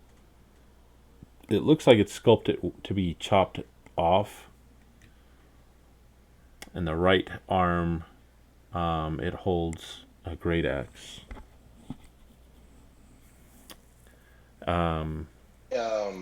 Like indentation at Jade Gem. You take a look, and at the base where those inscriptions are that you looked at that you can't decipher, there is a little groove on the very right hand side. Looking at that jade, it does fit in there.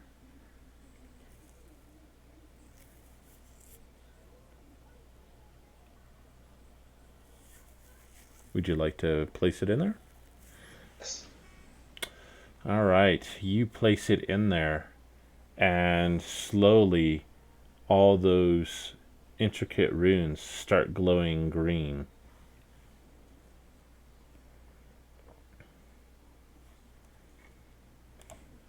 Ronan, what does this say? Can I read it? No, I can't. Right? You try to read it. I can't make it out. Lisa, can you? Lisa. She comes over, takes a look. Oh. She goes, it says, feed me to gain entrance.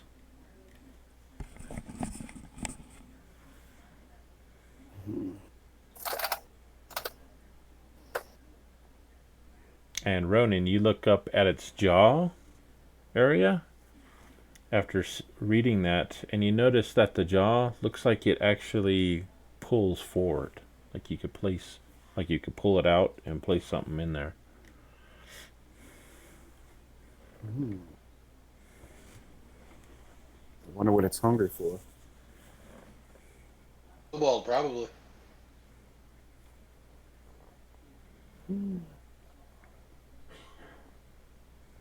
Could you make out anything from these kobolds or drow as to what this statue may have been that you're chained to? I'm not sure what it is about. She kept saying she was going to try and sacrifice me to it. And that supposedly there's a vast labyrinth underneath the Tri-City area that it would allow us to gain access to.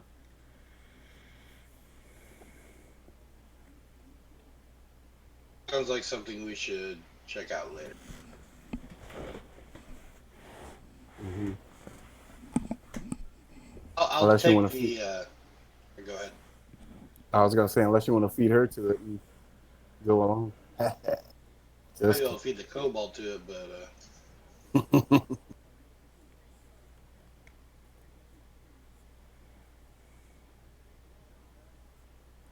well, have you got this documented, Alvor? Yeah, for the most part, sir. And I run down a list of, I got a sketch of the statue. I wrote down information that I could about the winged demon thingy, and our lovely hostess, I guess you could say, of right now. Gotcha. Okay. Well, if we're gonna go, I guess we should go now before it gets too dark. And as we start heading toward the door, you hear Alvor say a little bit to Sylvia, "Yeah, I don't like the dark."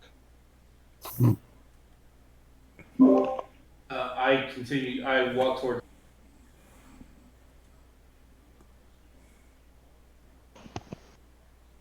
I heard just get walk stuffed. toward.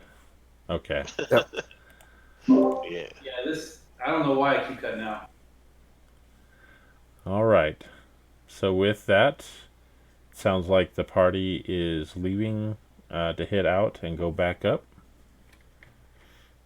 Yep.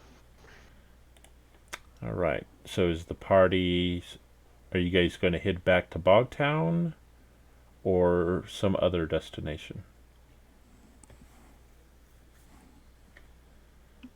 We need to get this young lady home. Yeah, and we've got tomes. I mean, there's more to explore here, right? Oh yeah. Okay. But we need to resupply. We need to resupply and yeah. So yeah, let's go back to Bogtown. Alrighty. All right. So we're gonna narrate this. So you spend the next 3 days headed back to Bogtown. You battle lots of swarms of mosquitoes and insects along the way, and you eventually make it back to town. The townspeople come out and are surprised. They quickly throw together a party. They feed you. Fantheris, he pats you all on the back, and he says, "Thank you. Thank you for retrieving these documents. We will spend time reviewing them,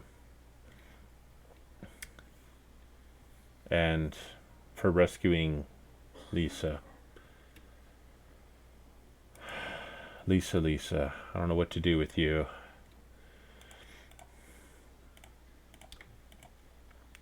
I suppose since you did find these, although you were rescued by the adventure company that we sent out to find these texts, in light of that, we will grant you entrance back into the Blackwater Academy."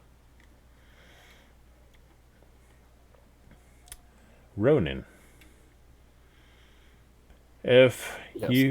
you would like, since you are part of this company. You, the invitation will extend to you if you would like to join the Blackwater Academy to learn and develop your arcane abilities more. You are more than welcome to. Okay. Sure. I'll do it. Very well. And Clobber, welcome back. Pantherin, Alvar. Wait a minute. Where is Aaron Kell?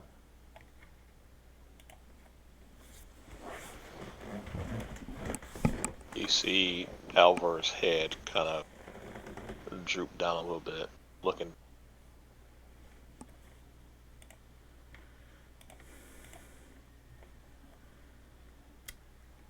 Did he die nobly? You hear Gobel Kell ask.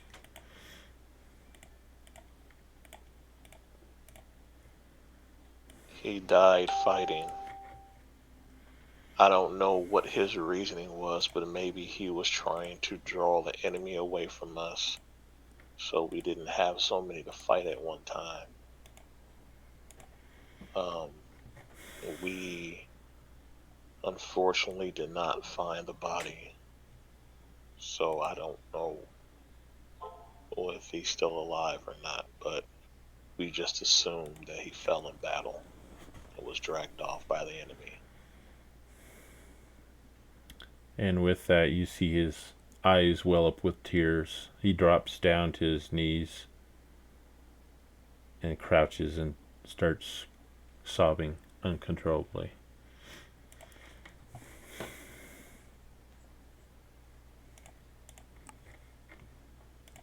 I look over at Alvor. I give him a pat on the back. I give him a look of approval. You're going to be a man yet. He, how tall is your character? How tall is He's about 6'9". Okay, cool. Looking up, Alvor has this look of he feels appreciated look on his face by you saying that. He doesn't say anything, and then he puts his head back down and he looks over at Mr. Kell, not really knowing what to do.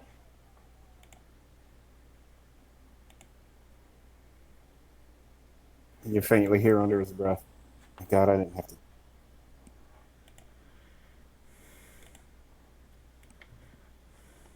And with that, Fithenless kind of steps up and he says, well, perhaps we will have to hire you out again to find Aaron Kell's body so that we could bring him back and give him a proper burial. And you see Gobel kind of nods his head in approval. It still can't really say anything. It would be an honor.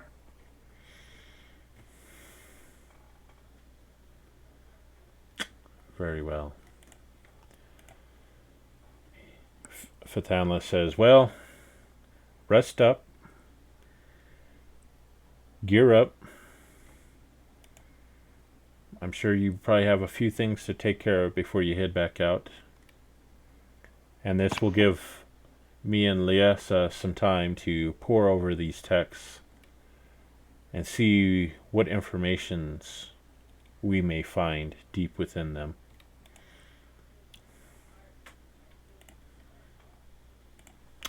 And with that, let's see here. Got one more thing of quest to put here. And as I hand over the tomes, I kind of like grip them a little bit, like I don't want to let go, but I do. Gotcha. All right. So, see, it looks like you guys are going to be able to level up once, maybe twice. Anyone know offhand what level? See, second level is 300. Third Yeah, level. 300 then 900. Yeah, it's double. Okay. So you guys have a 668 experience, so you're able to level up once. So, Woohoo! leveling up is pretty quick and easy. If you guys want to do that real quick, I can show you how to do it. Okay. So, Robert and Brad and anyone else. So if you open up your character sheet, and then over on the right hand side, if you have the button open for classes, open up your classes, find what class you want to level up as. So this is at a point where if you want to multi-class, you just choose another class to drop on your character. If you want to just level up at, let's say Clobber wants to go from level 1 to level 2 fighter, you would just go down, find your fighter, and then you would drag and drop that on the main tab of your character sheet where it says fighter 1 or whatnot. Just drop it there, and it should automatically level you up, give you all your abilities and so forth on your character sheet. I'm not seeing the first thing you were talking about. Okay. So, actually, there's another way. So, open up your character sheet. On the main tab, there's where it says Fighter 1 under class and level. There's a little magnifying glass. If you click that, that opens up another window where it shows what levels you have. Right now, it shows Fighter. All the way over to the very right, there's a little shield icon. If you click on that, and then just drag that shield icon, drop back on your character sheet, it should level you up to level 2. There you go.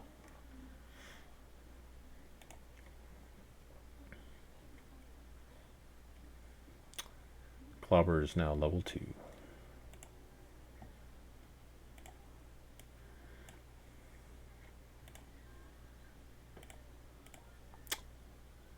Ronin is a level 2.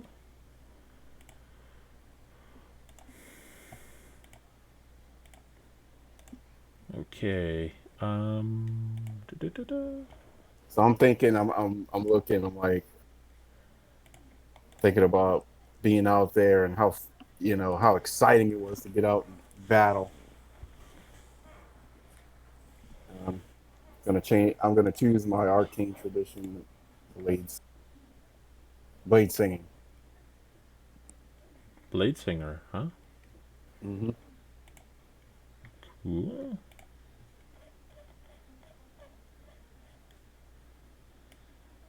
Let's see here.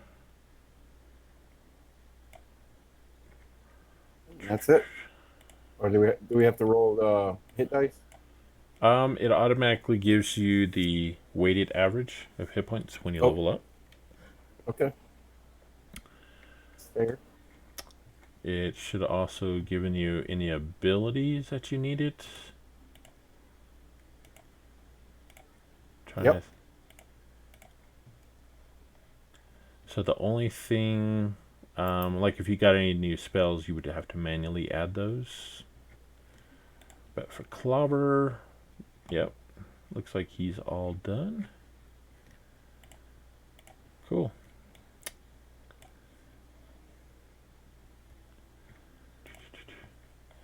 So, Mr. Ronin, I'm going to say, since you are a member of the Blackwater Academy now, it'll gain you access to identifying your scrolls that you picked up. Mm. So if you look in your inventory, you will find your scrolls are now identified. Ooh.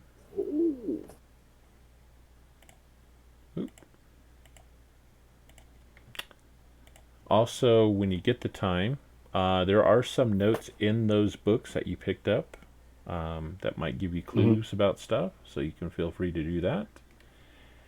If you want to scribe those scrolls, just let me know, and we can add those to your character sheet. Yeah. I have scroll of invisibility, scroll of featherfall, and scroll of find familiar. Cool. Also, let's see here. Pantheron, your greatsword has been identified as a moon-touched greatsword. Clobber, your Morningstar is a Morningstar +1. Alvror, the copper amulet, is more than it appears. It is now listed as Clockwork Amulet. Okay.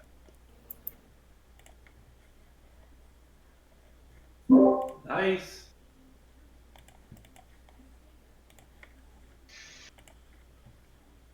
Okay. Wondrous item. The copper amulet, interlocking gears, powered by the magic from Mechanist and plane of clockwork predictability. You make an attack roll while wearing the amulet. You can forego rolling the d20 to get a 10 on the die. Once used, this property can't be used until the next dawn.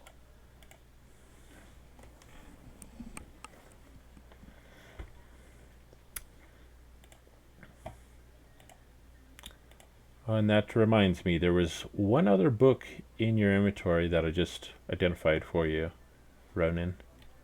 Mm-hmm. It seems to be a blank spell book. But it is a spell book. Its pages and writings that you put in there are a little hardier than normal stuff. So it's called an endearing spell book. Yeah, since I've been out in battle, I'm really starting to rethink this whole tattoo thing because I think I might have lost a spell on my shoulder.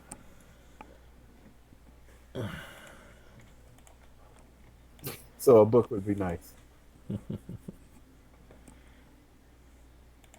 Cool. All right. Well, I guess we'll end the session here. Is there anything you guys wanted to do or ask before we stop for tonight? I just all the gold that I got. Unfortunately, for my class, I have to have materials to build my grenades and healing orbs. So I basically took all the gold that I had so I can get materials to restock my satchel to build more grenades and orbs. So I went ahead and did that, and I removed the gold from my inventory. Okay. Yep, and I already leveled up, so I'm good to go. Did we get any gold for?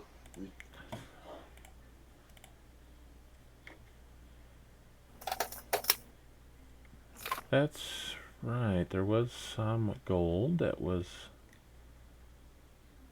Let me find that here.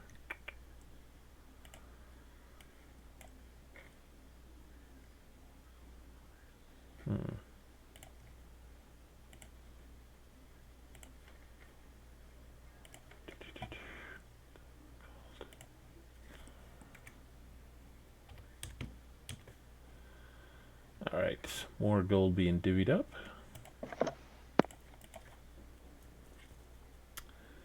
We rich.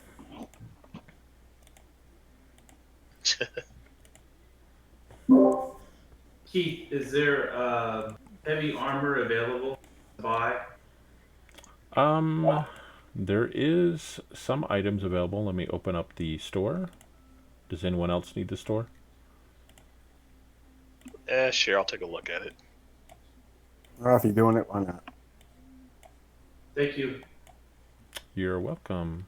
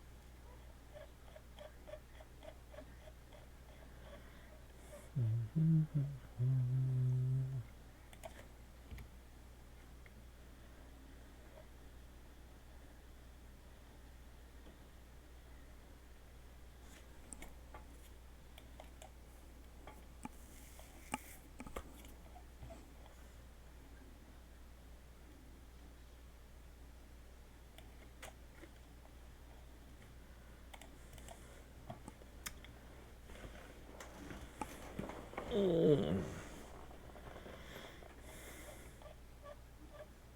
right, there were a few potions that were added, so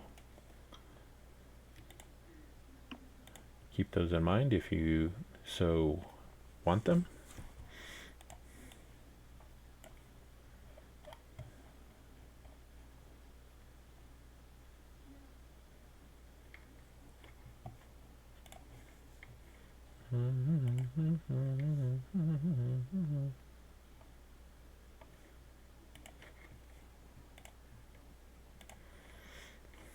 Okay, we're gonna How stop do you this. buy it? You just